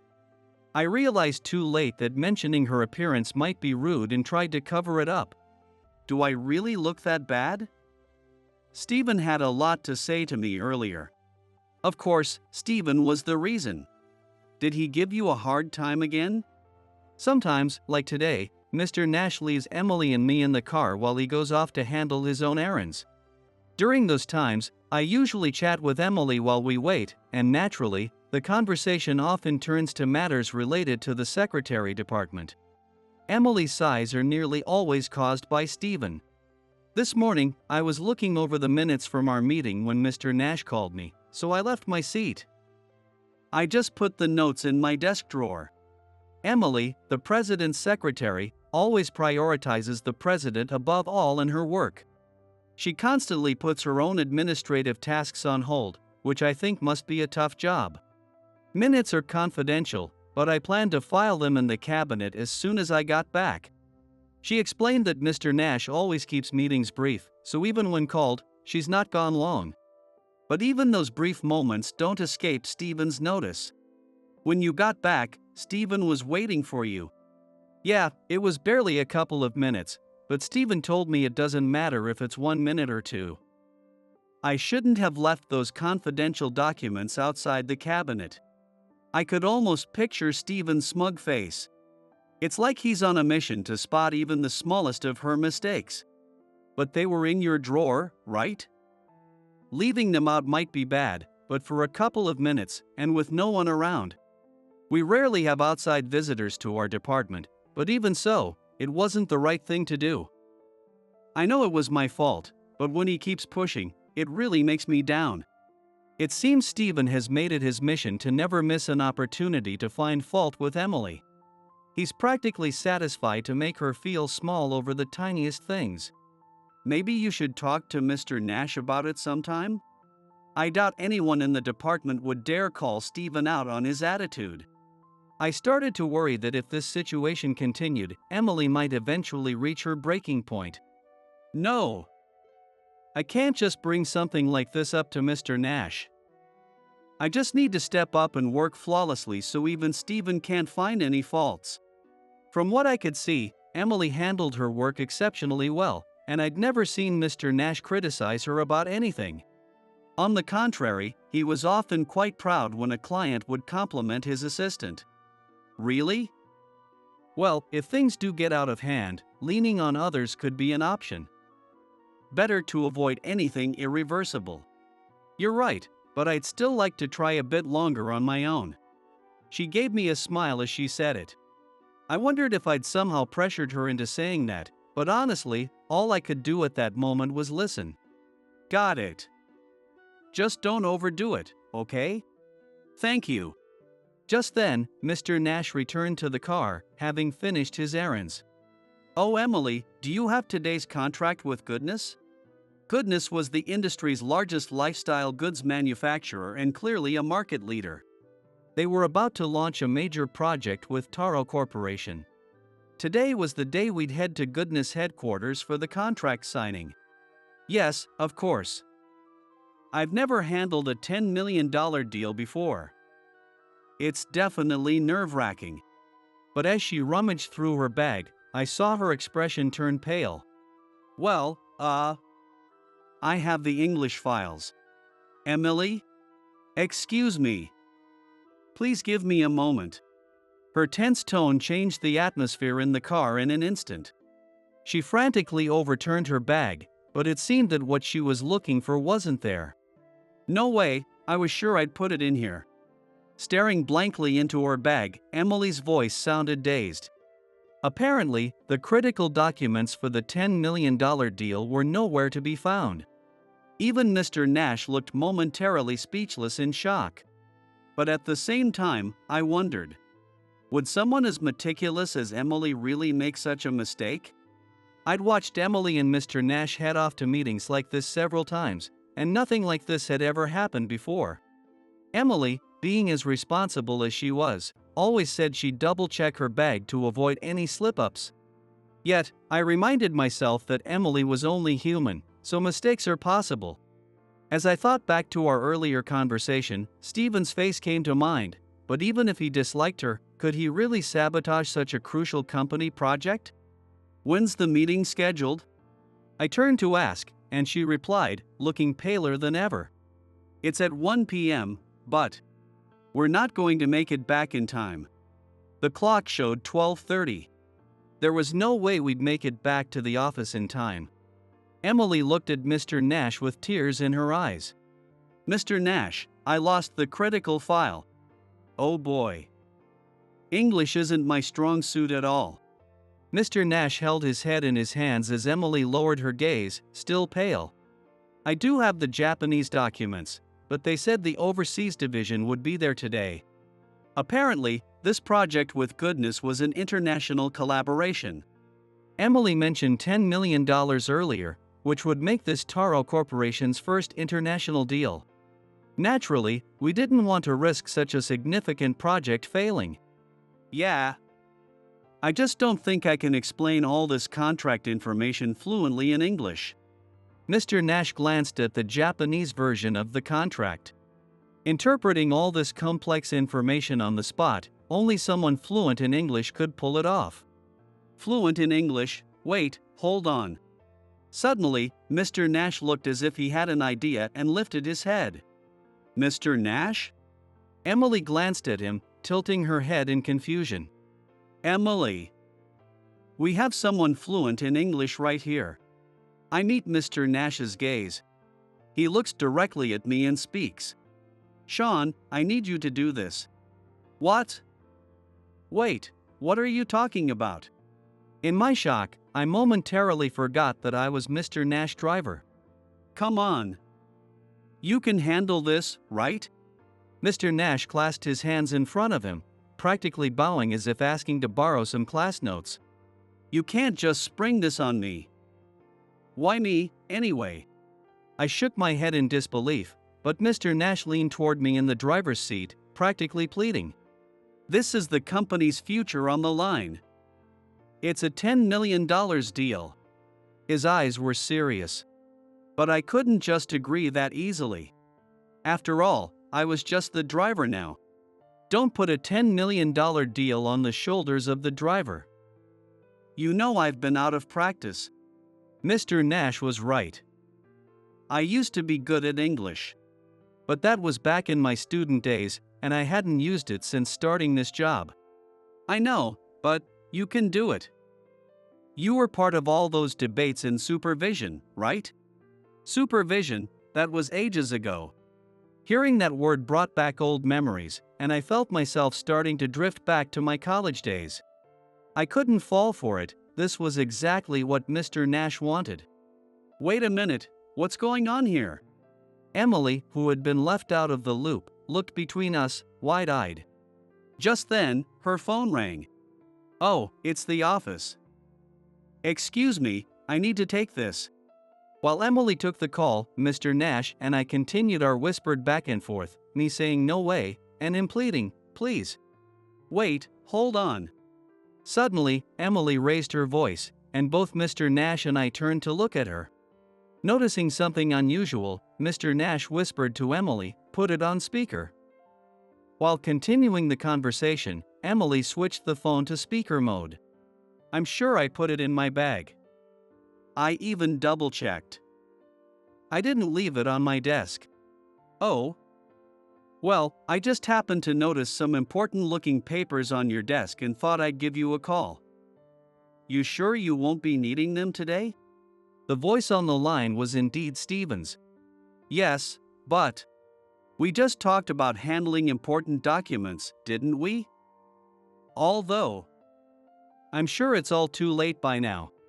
It was as if he had waited until he was sure we wouldn't make it in time to call. Even over the phone, I could practically see the smug look on his face. That's Emily glanced at me, her words faltering. What was I supposed to do here? What do you intend to do about this colossal mistake? Huh? Did you think you could still stay on as the president's secretary after this? Stephen's tone was sharp and cutting. I swear, I put it in my bag. Enough already. It wasn't in there, was it? If it were, you wouldn't be in this mess right now. Emily flinched at his harsh tone. Was she used to being reprimanded like this all the time? You're finished. Acting all high and mighty just because you're the president's secretary, and as a newbie, no less. Aren't you embarrassed, carrying around a childish bag like that as an adult? Emily was startled, then reached for a small pouch scattered on the back seat. The contents of her bag were still strewn around from when she'd been searching for the document. She gripped it tightly, trying to hide it from Mr. Nash and me. It looked well worn, as if she'd had it for years. So, immature tastes lead to immature work, huh? We don't need someone who makes these kinds of mistakes in the executive assistant team. Stephen's mocking laughter echoed through the phone. The cruel remarks made me want to cover my ears. But then it hit me. How did Stephen know what was inside Emily's bag? Judging by Emily's reaction, I wondered if this pouch was something she usually kept hidden away, tucked safely in her bag. It confirmed my suspicion that Stephen was involved in the document's disappearance. I was now certain of it. He must have taken the file when Emily left her desk momentarily for Mr. Nash. A small pouch like this wouldn't have been visible unless someone peeked inside her bag. Emily remained silent, looking down with a face that seemed on the verge of tears. She didn't just look discouraged from having her mistake pointed out, and it was the kind of sadness you see when something precious has been belittled. I couldn't stand the thought of seeing her look so defeated any longer. If I wanted to stop Stephen's tirade, there was only one way. Forget the document. I'll accompany you to the meeting and handle the English.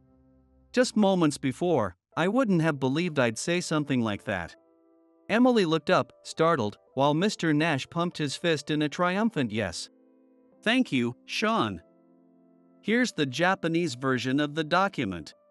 As Mr. Nash handed me the file, I gave him a hesitant look and quickly skimmed through it. But there was no time.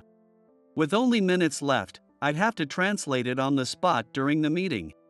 I told you I'm rusty, and now I have to translate something this complicated. I let out my frustration, but Mr. Nash didn't seem fazed in the slightest. Then Emily suddenly exclaimed, "Oh!" I was so startled that I accidentally hung up the call. I couldn't help but wonder what Stephen's face must have looked like when he realized the call had ended without warning. He had no idea who'd spoken up in my place. I felt a pang of doubt. Could I really pull this off for Emily's sake? The only real experience I had was from my student days, and it had been years since I'd used English regularly, even though I had some work experience with it back then. But I couldn't just leave Emily to deal with Stephen's petty schemes alone. It reminded me too much of myself back then. I, too, had once believed that I had to handle everything on my own, without relying on anyone. In the end, I'd failed. I didn't want Emily to make the same mistake. As I was desperately recalling all the English I could muster while staring at the documents, Mr. Nash cut through my thoughts. It's time, Sean. He stepped out of the car confidently and strode into Goodness headquarters. He greeted the receptionist with an easy familiarity, making small talk as he led the way. Watching him walk ahead, I felt a strange sense of nostalgia. His back seemed to say, "I don't doubt for a second that you'll do this." Ever since I'd known him, Mr. Nash had always placed his trust in others so easily. And somehow, that trust made me feel like I could do it, too. I'd always thought he was suited to be a leader, even back in the day. And here he was, actually becoming a president. How many years has it been since then? Tyler Nash and I first met back in high school, before he became president. We were attending a well-known college preparatory school in the area, and we became friends after being seated near each other in class. Tyler was tall and lean, with a laid-back attitude and an easy charm that made him popular with the girls. Meanwhile, I was a smart student but not particularly social at the time, so people often asked him, "Why are you friends with Sean?" Each time, he'd reply, "Sean's amazing," or "Sean has a unique perspective," and always spoke well of me. At first, I thought he was just teasing, but he genuinely seemed to believe it. He'd even listened earnestly to my then ridiculous dreams without a hint of judgment. There was a famous economist who was well known for America's New Deal, John Maynard Keynes. Reading his works had sparked my interest in economics, and I started dreaming of studying at Cambridge, where Keynes himself had gone. I've always liked studying, and my grades were good. However, deciding to seriously apply to Cambridge University was a whole different story. There were excellent schools in Japan to study economics, so some might think it wasn't necessary to go all the way to England.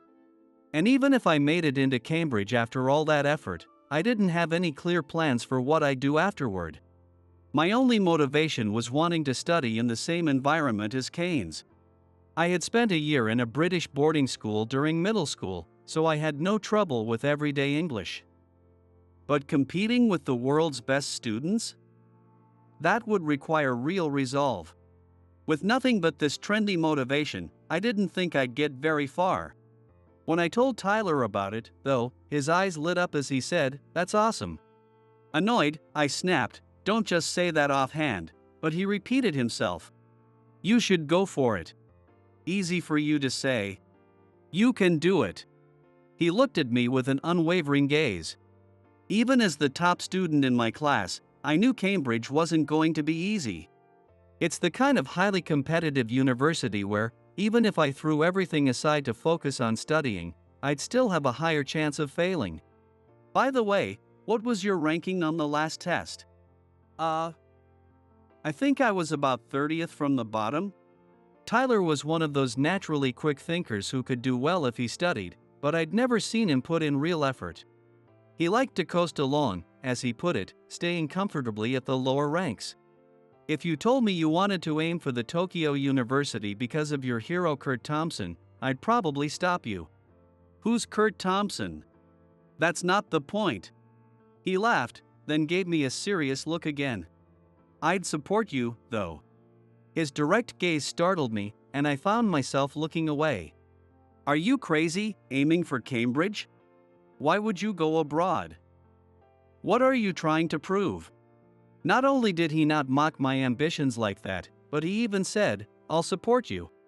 I was so moved by his words that I felt embarrassed and couldn't look up. Hey, are you blushing? Shut up. I stood up abruptly and dashed out of the classroom. My heart was pounding, and I felt like I could do anything. Maybe it sounds foolish, but Tyler's encouragement gave me the motivation to start preparing for Cambridge.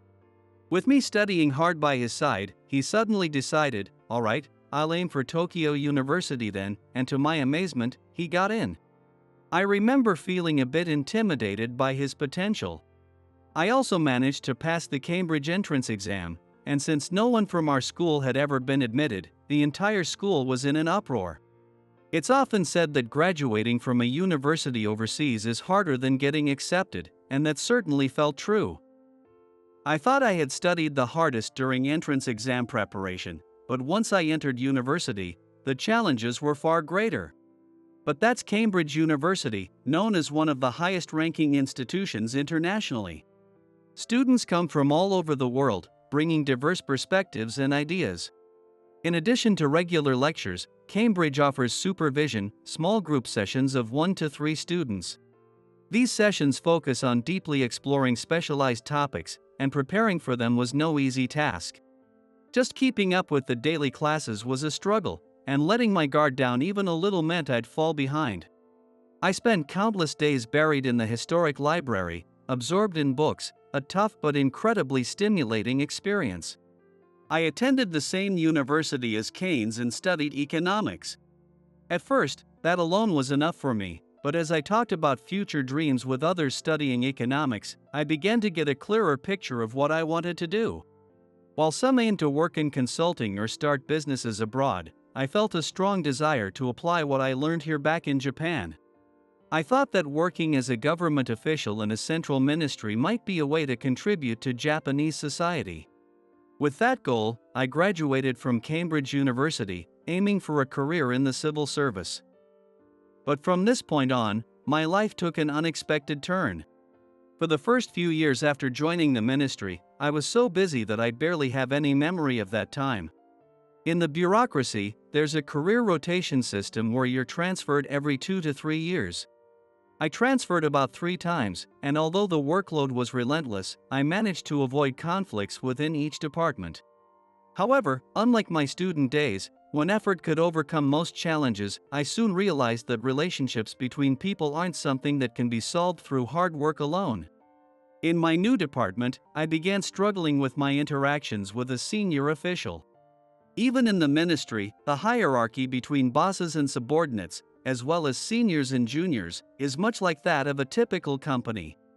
Each department had many capable senior officials, but there was one person I just couldn't get along with. While I could take constructive criticism, this person frequently interfered with my personal life. He mocked my personality and mannerisms as if they were something to laugh at.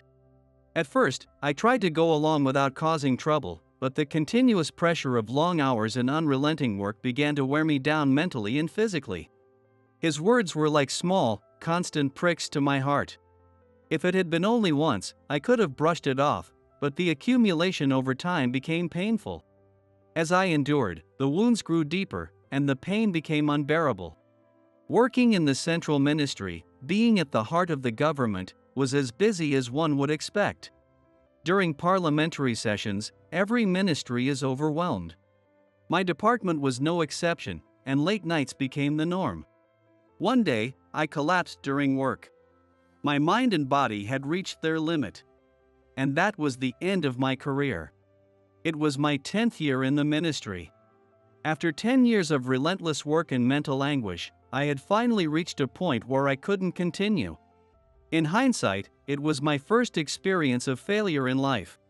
Fortunately, after a short rest, my physical health improved significantly, but healing my mind was a much harder task. Studying had always been manageable, and I had friends who understood me. I used to think I could push through anything if I tried hard enough, but this experience made me realize there are limits. As I sat in the hospital, gazing out the window, wondering what to do next after quitting my job, my phone buzzed. It was a message from my friend Tyler. We had stayed in touch over the years, reaching out about once a year since high school. Recently, we'd both been too busy to meet, but reading his familiar, quirky writing from high school warmed my heart. I'm in the hospital now. Collapsed. Watch yourself. When I replied honestly about my situation, Tyler, usually so nonchalant, rushed over to the hospital, visibly concerned. Upon seeing me, he looked relieved and said, "Hey, you look fine." As we enjoyed the reunion, I shared the story of my resignation and the heavy thoughts I was carrying. Tyler listened intently. I've always liked having a goal to work toward, but now, I have nothing. It felt as if there was a hole in my heart, draining away all my motivation and energy. I had never experienced anything like it before. Then maybe you don't need to do anything right now.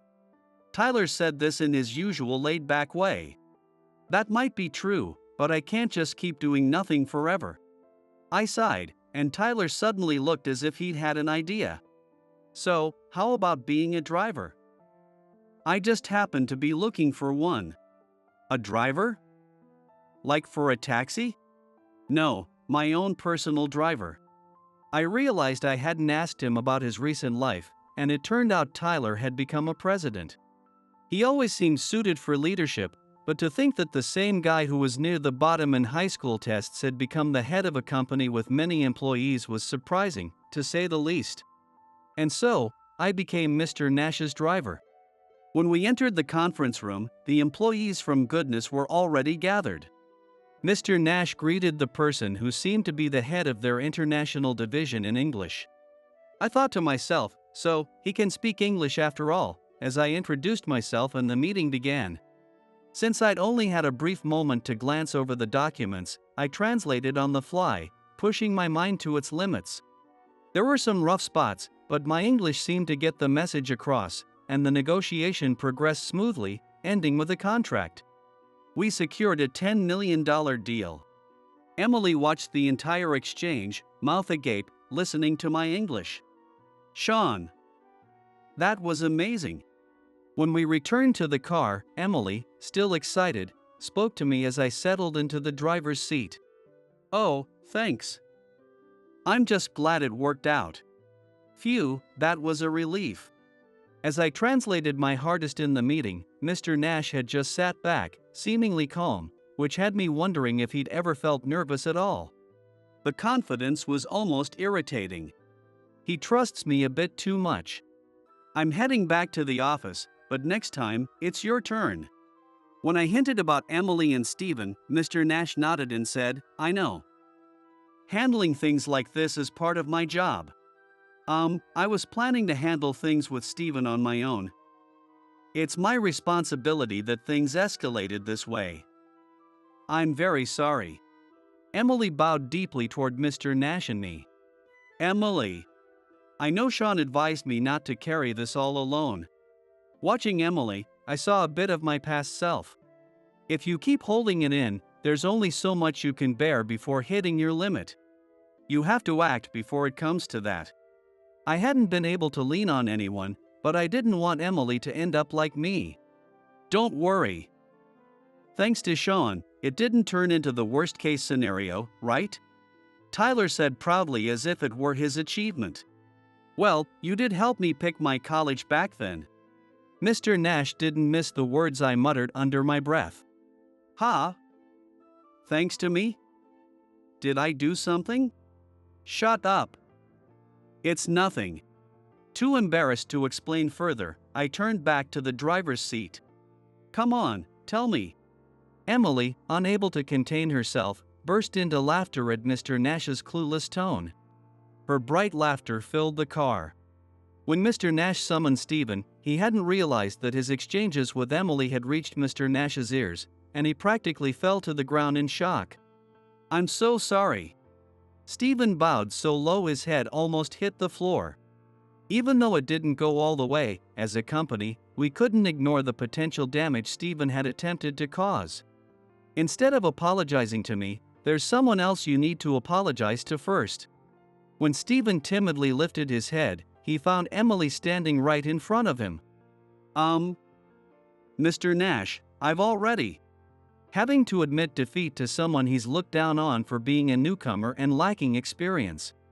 It's hard to imagine a greater humiliation for Stephen. I'm sorry. Just as he stammered out the words, his shoulders shaking, Mr. Nash spoke firmly, I can't hear you. I am very sorry. Seeing the usually calm Mr. Nash raise his voice, Stephen seemed too stunned to even be confused. Emily told me excitedly that she'd never seen Mr. Nash like that before. As for Emily's pouch, the very thing that had led to her catching on to Stephen's schemes, she later explained that to me herself. Surprisingly, Emily was known for forgetting things a lot as a child. Her mother had given her that well-worn pouch as a charm, saying, "Keep this with you to help you remember." Ever since then, Emily somehow stopped forgetting things. Now, even though it's mostly for luck, she feels a bit uneasy without it. It's so worn out now that I wouldn't want anyone to see it. It's just a charm, Emily said, holding it tightly with a hint of embarrassment yet with clear affection. As for Stephen, he was transferred to a different department after years of dominating the secretary division. His new role had nothing in common with the secretarial duties, so he's struggling, not knowing where to start. Now he's being taught by younger employees and even talked about behind his back as useless. The other day, I spotted him eating lunch alone in the cafeteria, looking rather forlorn. My days felt like a long vacation. Though outwardly, I was Mr. Nash's driver, all I'd been doing was giving a friend a lift. It's not that I thought driving was easy, but stepping into a completely different line of work gave me a fresh perspective and sparked a desire to take on something new. I'll need to find a new driver, Mr. Nash said as I opened the back door. Today was my last day giving him a lift. You'll find someone in no time. So, have you decided what you're doing next? Yeah. An old friend from my time in England reached out recently. Strangely enough, a friend from college contacted me after years. He offered me a chance to work together on a project. A year ago, I probably would have turned it down without a second thought. But I'm sure that successfully closing that high-stakes deal the other day played a role in shifting my mindset. Being in that intense atmosphere felt like it unlocked something within me. So, you're going back to England? Yeah, I think it'll be good to visit after all this time. It's a startup, so it looks promising. I can look forward now. It's thanks to Mr. Nash, who reached out when I was at my lowest. I don't quite know how to thank him, and it's a bit embarrassing to say too much. You're excited, aren't you? Well, yeah. When you're like this, things usually turn out fine. Mr. Nash said that and laughed. What's that supposed to mean? You've got this. It was exactly what I needed to hear. The words that would keep me going more than any others. With those words, I felt like I could face any challenges that lay ahead. Thanks. As I turned around and spoke softly, Mr. Nash didn't miss a word. What was that? Annoyed by his teasing grin, I gave him a hard pat on the back to cover my embarrassment. Well, I'm short-staffed over there. Mind if I recruit Emily? Absolutely not. Today marked the end of our relationship as driver and boss.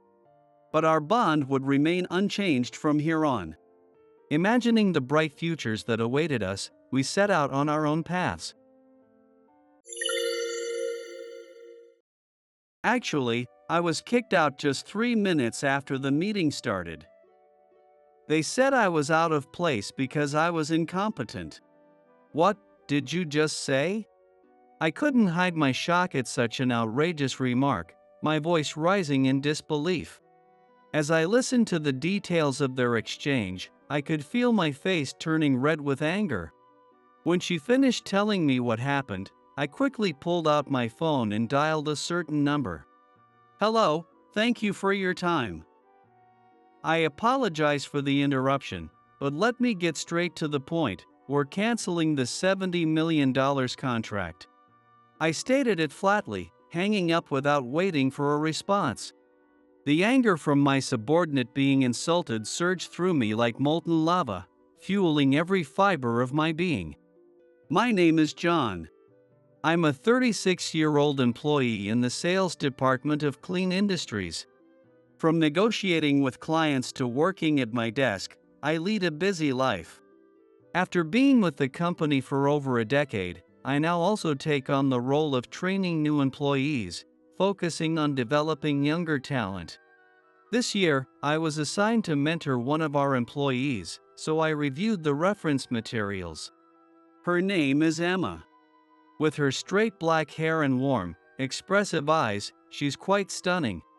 She has an aura that makes people do a double take, almost as if she were a celebrity or actress. However, her hiring wasn't based solely on her appearance. Though she's only in her 3rd year, she's shown promise with her fresh insights and practical ideas. However, she's a bit reserved, making it difficult for her to speak up, which is a slight drawback. That's why she's been placed under someone like me, a mid-level employee, to help her grow and build confidence through experience. One day, a few days before a meeting with our major client, Morgan Manufacturing, Emma came to me for advice. I can't help but worry if someone as young as I am should be handling such an important client. I think someone with more experience, like you, John, should be in charge. While not a household name, Morgan Manufacturing is well known in our industry. I understood Emma's apprehension. But, personally, I thought it was time for her to start handling larger clients. Don't worry, I'll be there to support you if anything comes up. You tend to underestimate yourself. But you were given this responsibility because you're capable, so have some confidence. If you say so, John, I'll give it my best. Could you look over the materials with me? With a timid smile, Emma looked up at me as she spoke. I nodded with a smile in return and began reviewing the documents Emma had brought.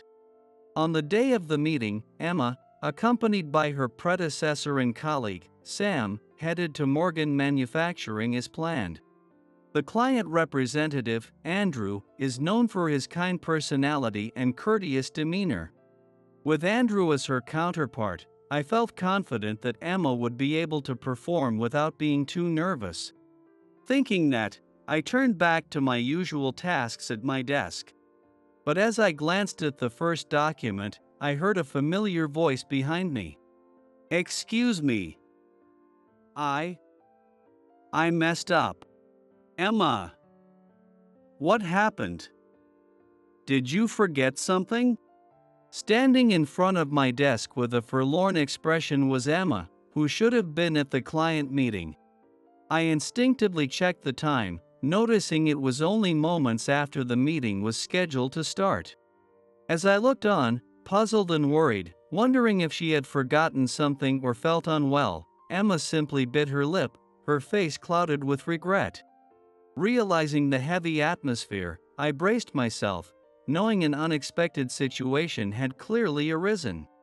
"Can you tell me what happened?" Emma looked at me with a lost, almost helpless expression. After hesitating, she finally spoke, her voice slow and uncertain. "Actually, I was kicked out just 3 minutes after the meeting started. They said I was out of place because I was incompetent." "What did you just say?" I couldn't hold back my shock, my voice rising at such a staggering statement. As I listened to the details of the exchange with the client, I could feel my face growing red with anger.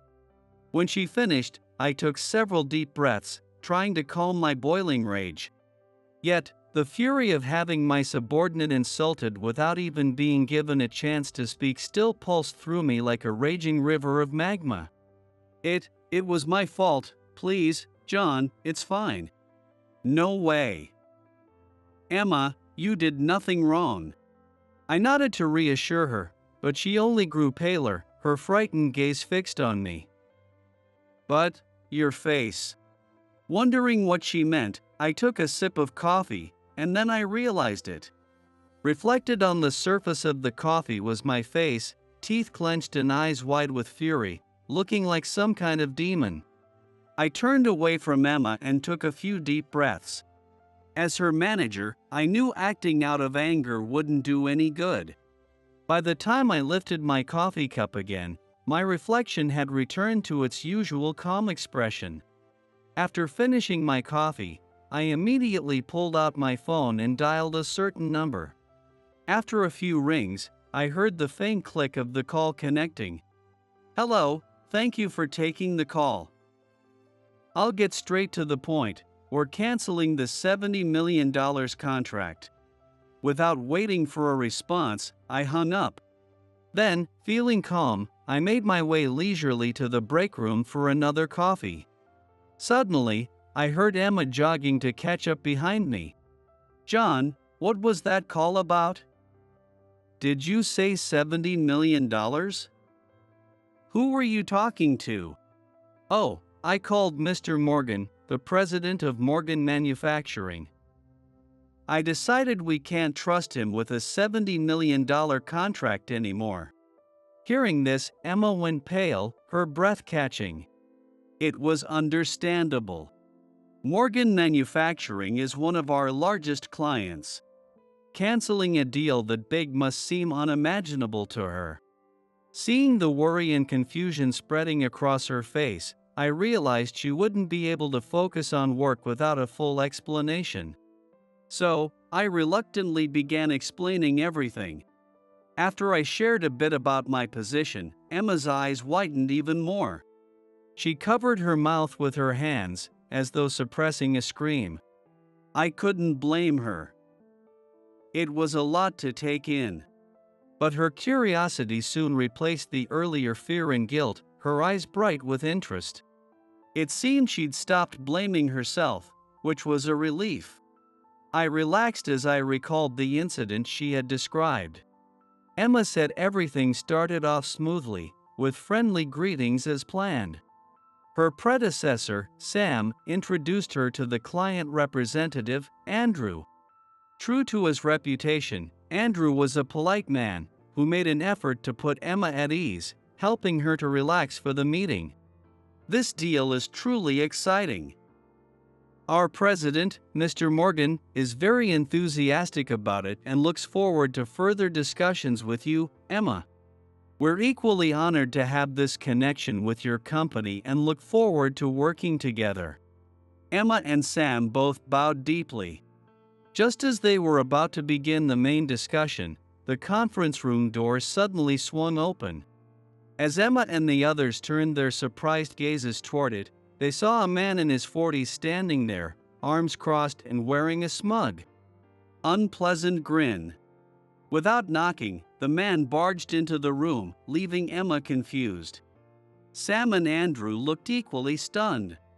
"Is something the matter, Thomas? What's with the rookie?" The man called Thomas ignored the question and instead began scrutinizing Emma from head to toe. Judging by the manager title on his badge and the way Andrew responded to him, it was clear Thomas was in a higher position. As Emma stood there, shocked that someone with such a rude attitude could be a manager, Thomas started speaking unilaterally. "I heard today's meeting was with some tiny local factory. How short-staffed must they be? Sending a rookie like her to handle a company of our scale, are they mocking us?" "No, actually, these representatives are." Andrew tried to explain, but Thomas waved his hand dismissively, silencing him, then plopped into the chair across from Emma. Without hesitation, he grabbed the materials Emma had prepared and began flipping through them with a look of disdain. Emma and Sam exchanged glances. "Our company is no small local factory but a reputable industrial firm, hardly deserving of such a label. Even if we were a small operation, there was no reason to be looked down upon. After all, whether big or small, companies in manufacturing share the same commitment to craftsmanship. Small factories can tackle projects that big corporations might not manage, so there's no reason for either to act superior." Feeling an undercurrent of discomfort, Emma thought it best to resolve the situation calmly. She assumed there had been some misunderstanding and began, "Excuse me," but before she could finish, the real trouble began. How could anyone expect a real deal with some local factory girl? Incompetence are out of place here. As he finished saying this, the sharp sound of tearing paper filled the room. To her shock, Thomas has ripped up the materials and business card Emma had prepared.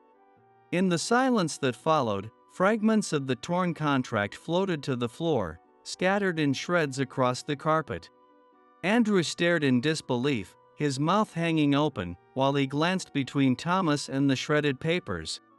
Emma and Sam were equally shaken, their gaze fixed on Thomas, who seemed oblivious to the shock around him, instead crossing his arms with a smug expression.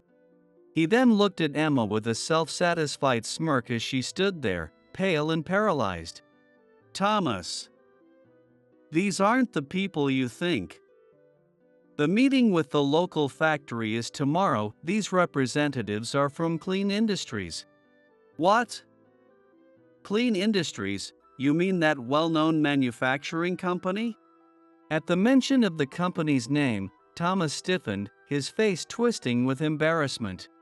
But he quickly regained his arrogant posture, pointing his chin dismissively toward Emma. "In that case, it's even more insulting. Surely there were better people they could have sent. Sending someone this young is an insult." With that, he practically shoved Emma out of the conference room, abruptly ending the meeting.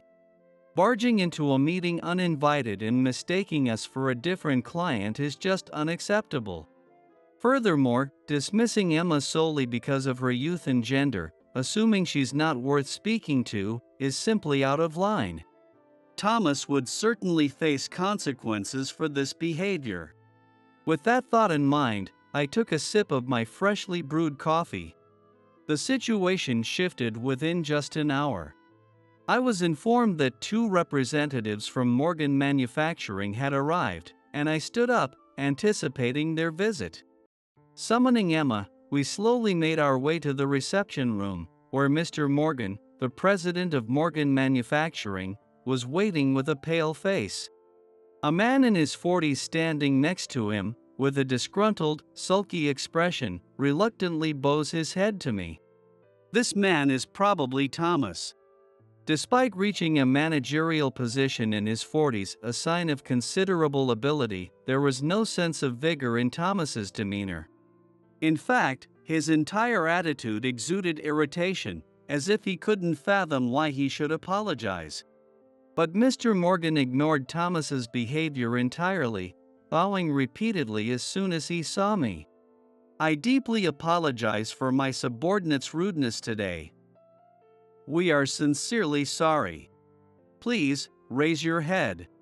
With him bowing so persistently, I couldn't get a word in, so I urged him repeatedly to lift his head. But he wouldn't listen, saying, "I cannot possibly raise my head. I must apologize for our mismanagement." Thomas appeared thoroughly confused by the sight of his company's president apologizing so fervently, his brow furrowing in bewilderment. As much as you say that, isn't your apology misdirected? With this misunderstanding still unaddressed, we're getting nowhere. At my firm response, Mr. Morgan, now pale, finally raised his head. Looking at me with a nervous expression, he awaited my next words. To confirm, the reason for your visit today is due to the incident earlier, correct? As I asked this, Thomas's eyebrow twitched. Ignoring the simmering glare he directed at me, I continued speaking. So, you're Thomas. Have you explained what happened earlier to Mr. Morgan? At my question, Thomas scowled, clearly annoyed, and instead shot back with a question of his own. Who exactly are you anyway?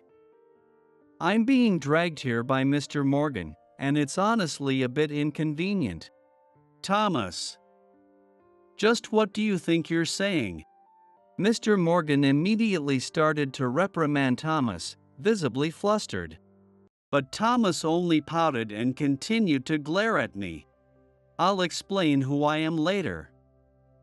For now, can you answer my question? When I pressed him again, Thomas reluctantly began to speak. Well, I already told Mr. Morgan it was just a small misunderstanding on my part.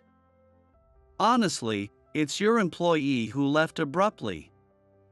If anything, I'd like to know what happened on your end. Scratching his head, Thomas muttered under his breath, "What a hassle." It was clear he was trying to dodge responsibility for his actions, perhaps thinking he could get away with it. Though his attitude infuriated me, I held my temper and continued. Then allow me to go over the details myself. With that, I recounted the events as Emma had described them, this time in front of Mr. Morgan. Just as planned, we were having our meeting when Thomas suddenly barged in. Without so much as a proper greeting, he tore up the materials and business card Emma had prepared. I described how he mistook our company for a small-town factory and repeatedly made derogatory remarks about such companies. As I went on, Mr. Morgan's face flushed with anger. Yet even after hearing all this, Thomas remained unperturbed, casually remarking, "Oh, that's all?" Really, followed by a small click of his tongue. It was simply a bit of a misunderstanding, a difference in perspective, if you will. I reviewed the materials. And because they were prepared by a young employee with only a few years of experience, they were, honestly, quite lacking. He glanced at Emma, a condescending smile spreading across his face. So I pointed that out and, doing her a favor, I tore them up so she could redo them from scratch. But she ran off crying. Really? It seems she's a bit immature as a professional. Even now, Thomas was twisting the story to suit his narrative. At this point, I was beyond anger, feeling more disbelief at his refusal to admit his wrongdoing. But this was no time to let up on holding him accountable. So, that's your version of events, is it? It's not a version, it's the truth. Clearly, that employee over there just spun her story to suit herself. Thomas looked around the room with a smug grin. I kept my gaze fixed on Thomas, who maintained a smug, confident demeanor, assuming there was no evidence. Without looking away, I called out to Emma. Emma, let's clarify exactly what happened. Could you bring that out? Emma nodded quietly and placed a voice recorder on the table. Thomas looked shocked at the unexpected appearance of a voice recorder, exclaiming, "What? What is that? Don't tell me you were recording this meeting. That's a violation of privacy." You might not have known, Thomas, since you joined midway through the meeting, but recording was pre-approved. I replied calmly, and Thomas finally seemed to grasp the gravity of the situation, clenching his teeth in frustration. If what you said matched Emma's account, we wouldn't have needed to bring this out. But it seems your story doesn't quite line up with the report I received. Surely there's no need to actually listen to it. Sweating visibly, Thomas stammered a weak protest. But I pressed the play button on the recorder without hesitation. I thought it best for Mr. Morgan to hear the content as well, for clarity. Thomas's mouth opened and closed as he struggled to form words, utterly speechless. Meanwhile, the voice recorder began to faithfully replay the earlier exchange. In just those brief 3 minutes, a stream of insults from Thomas played back, leaving Mr. Morgan visibly trembling with anger. Too furious to even speak. Although Emma had given me a summary, hearing the sound of the contract being torn filled me with a fresh surge of anger. Thomas, seeing Mr. Morgan's reaction, finally dropped his head in defeat. With the recorded evidence out, he must have realized he couldn't lie his way out. I deeply apologize for my conduct. But as you can hear in the recording, it was just an honest mistake. A mistake, you say? Thomas gave a forced smile, trying to gauge my reaction. It was just a minor communication error. I mixed up this company with a small-town factory scheduled for the next day. The once confident Thomas, who had been so condescending earlier, now looked back and forth between Mr. Morgan and me, bowing repeatedly. His tone entirely submissive.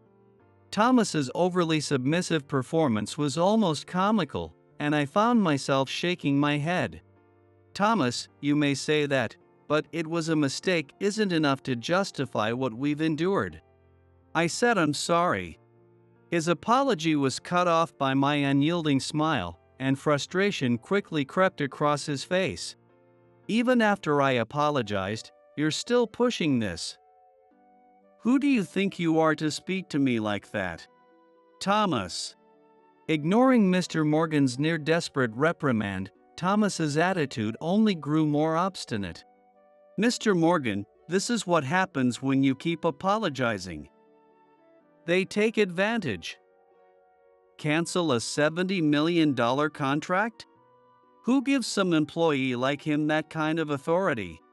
Because I have full authority over that contract, granted by my father, President Kingston. At this revelation, Thomas's mouth fell open, his eyes wide with surprise. It was clear he hadn't considered that I might be more than just a regular employee. What? Neither your representatives nor that woman said anything about that. If I'd known, I wouldn't have acted like that. I swear. Of course, I didn't tell anyone. I didn't want special treatment just because I'm the president's son. Thomas's strength seemed to abandon him, and he collapsed onto the sofa, mumbling feebly. Please. I truly didn't know. I'll never act that way again, so just this once." He mutters those words almost like a delirious rambling. Ignoring the shocked Thomas, I turn my gaze toward Emma. With a determined expression, she gives me a deep nod and steps forward. Our distrust of Thomas stems not only from how he treated me but from his entire attitude. Thinking it's acceptable to treat our company with respect simply because of our status, while dismissing a smaller company, is a serious problem in itself. Emma's words perfectly echoed my own feelings. Emma had always been modest and lacked confidence in herself. But now, she was boldly expressing her opinions to Thomas. Her shoulders trembled slightly, but she finished her statement unwaveringly. I nod to Emma a few times, conveying my appreciation for her hard work. Then, standing directly in front of Thomas, I looked down at him intently. Realizing the gravity of his actions, he turned pale, his knees trembling. "So, we will proceed with canceling the $70 million contract." "No." My words seemed to crush Thomas, his expression that of a man facing judgment. Beside him, Mr. Morgan held his head in his hands, glaring at Thomas. Finally, Mr. Morgan spoke, his voice sharp with anger. "I've covered for you countless times, but enough is enough." Mr. Morgan's usual calm demeanor had vanished, his fury unmistakable. Just seeing this made it easy to imagine how much trouble Thomas had caused over the years. Every employee here understands the extent to which our company owes Clean Industries and, by extension, Mr. Kingston. "I don't know or care about that. You're all making such a big deal over torn documents. Can't you just print new copies?" Cornered, Thomas now turned his frustration toward us. "Yes, I may have behaved poorly earlier, and for that, I apologize. I'm sorry, all right? I assure you, I've learned my lesson." Though he used the words of an apology, his tone was petulant, as if he were a teenager. He exaggeratedly bowed, then looked back at Emma and me with a smug, self-satisfied grin. His arrogance left no doubt that he wasn't truly sorry. "I have no interest in accepting such a shallow apology." "John is absolutely right," Mr. Morgan agreed. Putting Thomas in a position of responsibility simply because he's related to the founder was a mistake. Almost as if he couldn't stand to look at him anymore, Mr. Morgan covered his face with his hands. It was clear Thomas had been brought in through a connection that Mr. Morgan couldn't refuse. While nepotism alone isn't always wrong, a person like Thomas shouldn't be leading anyone. Mr. Morgan turned back to us, bowing deeply once again. "I truly apologize for everything that's happened. Rest assured, Thomas will face appropriate disciplinary action." Next to Mr. Morgan, who was repeatedly apologizing, Thomas stood with his eyes wide open in shock. Having always used his family ties to his advantage, it was clear he'd never considered that he might one day face real consequences for his actions. Thomas sat there, eyes blinking rapidly, utterly speechless. Meanwhile, Mr. Morgan bowed deeply once again, his expression strained. "On top of everything, it may be selfish of me to ask, but could you reconsider the contract? Please, just one more chance for our company." His earnest apology made my heart ache. I held no ill feelings toward Mr. Morgan personally. In fact, his dedication to treating his employees with respect and warmth, almost like family, was close to the ideal of what I thought a leader should be. That was why I had proposed the $70 million contract with Morgan Manufacturing. Their work and reputation were impeccable. The problem lay solely with Thomas. And Thomas, oblivious to the gravity of his actions, simply muttered to himself, "A punishment? Me? Why should I be the one to suffer here?" Seeing his self-centered behavior, I couldn't help but sigh. Mr. Morgan has been sincerely apologizing for the situation, but you, Thomas, are the root cause here. Huh? Well, Thomas flinched, looking up at me with a fearful expression.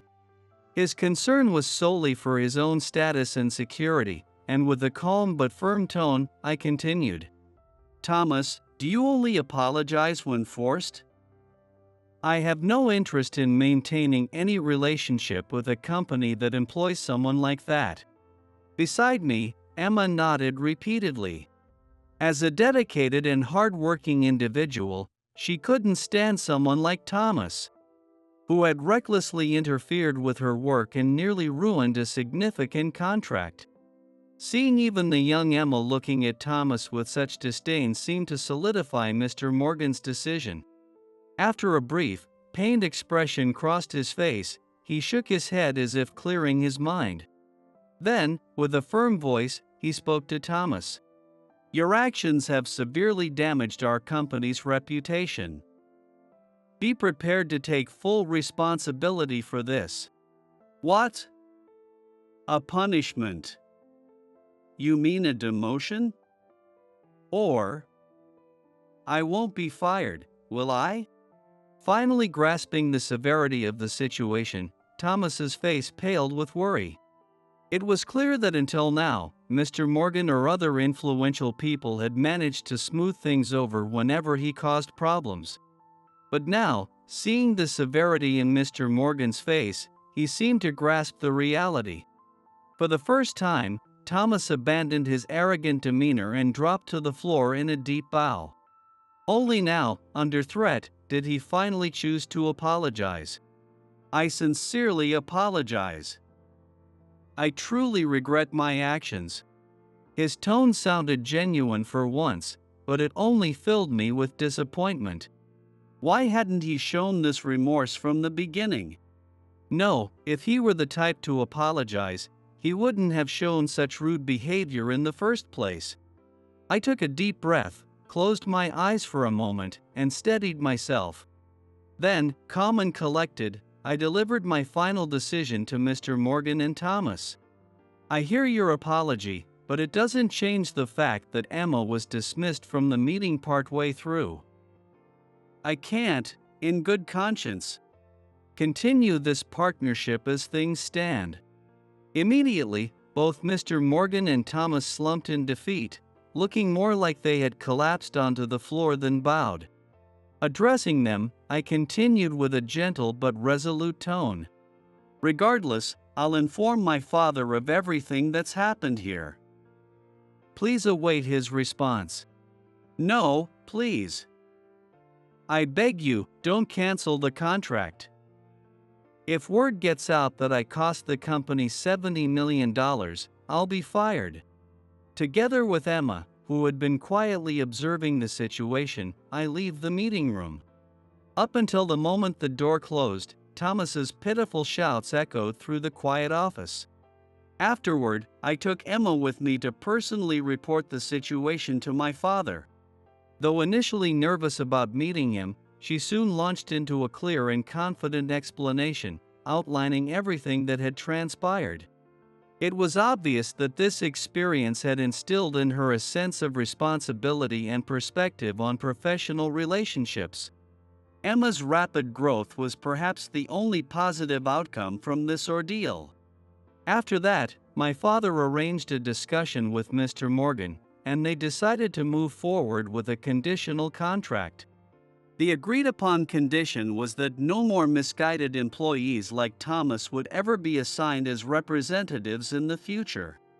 Though I thought it was a rather lenient resolution, Mr. Morgan chose to go a step further. He terminated Thomas on the spot.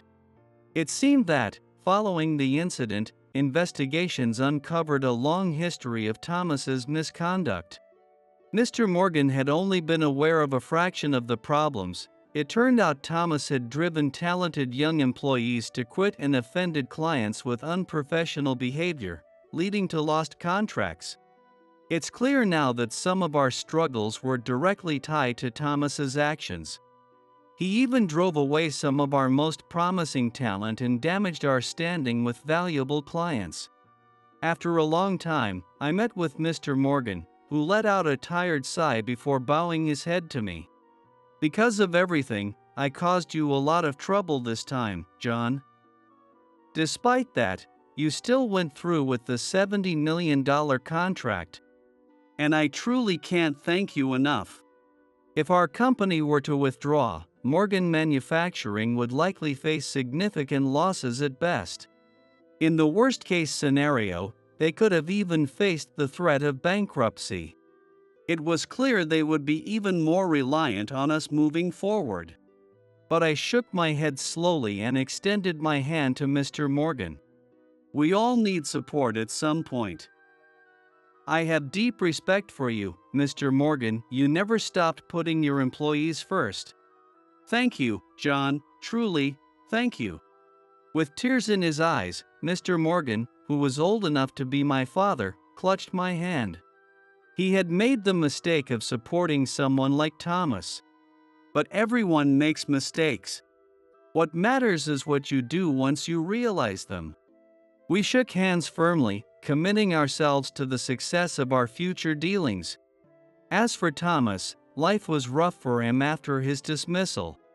Due to his poor character, he had been shuffled around related companies before, but this time he was completely cut off. Even his family disowned him, severing all ties. For years, he had relied on others to clean up his messes, but with no support left, he scrambled to find a new job only to be rejected everywhere. By then, he had never actually put in honest work and had developed a reputation for his attitude and behavior. He burned through his savings in no time, put his house up as collateral, and eventually disappeared. The last I heard, there were rumors he was seen scavenging in trash bins in a rundown neighborhood, but there's been no word of him since. As for me, I continued my work without interruption. I was wrapping up a rotation through various departments in preparation for becoming the next president, with my current role in sales being my final stop. Starting next year, I was told I'd be working closer to my father as vice president. One day, I called Emma into my office. "I need a capable and trustworthy assistant by my side. How about it? Would you work with me?" "Yes. I will do everything in my power to support you." Emma firmly nods at my proposal. Dawn is the hesitant young employee who once wavered in the face of responsibility. With her talent, combined with a newfound confidence, she'll be unstoppable. I'm certain she'll become a vital asset to our company's future. With that hope in my heart, I stepped into the office once more. Supporting each other not only in the workplace but also in life was still a few years away for Emma and me.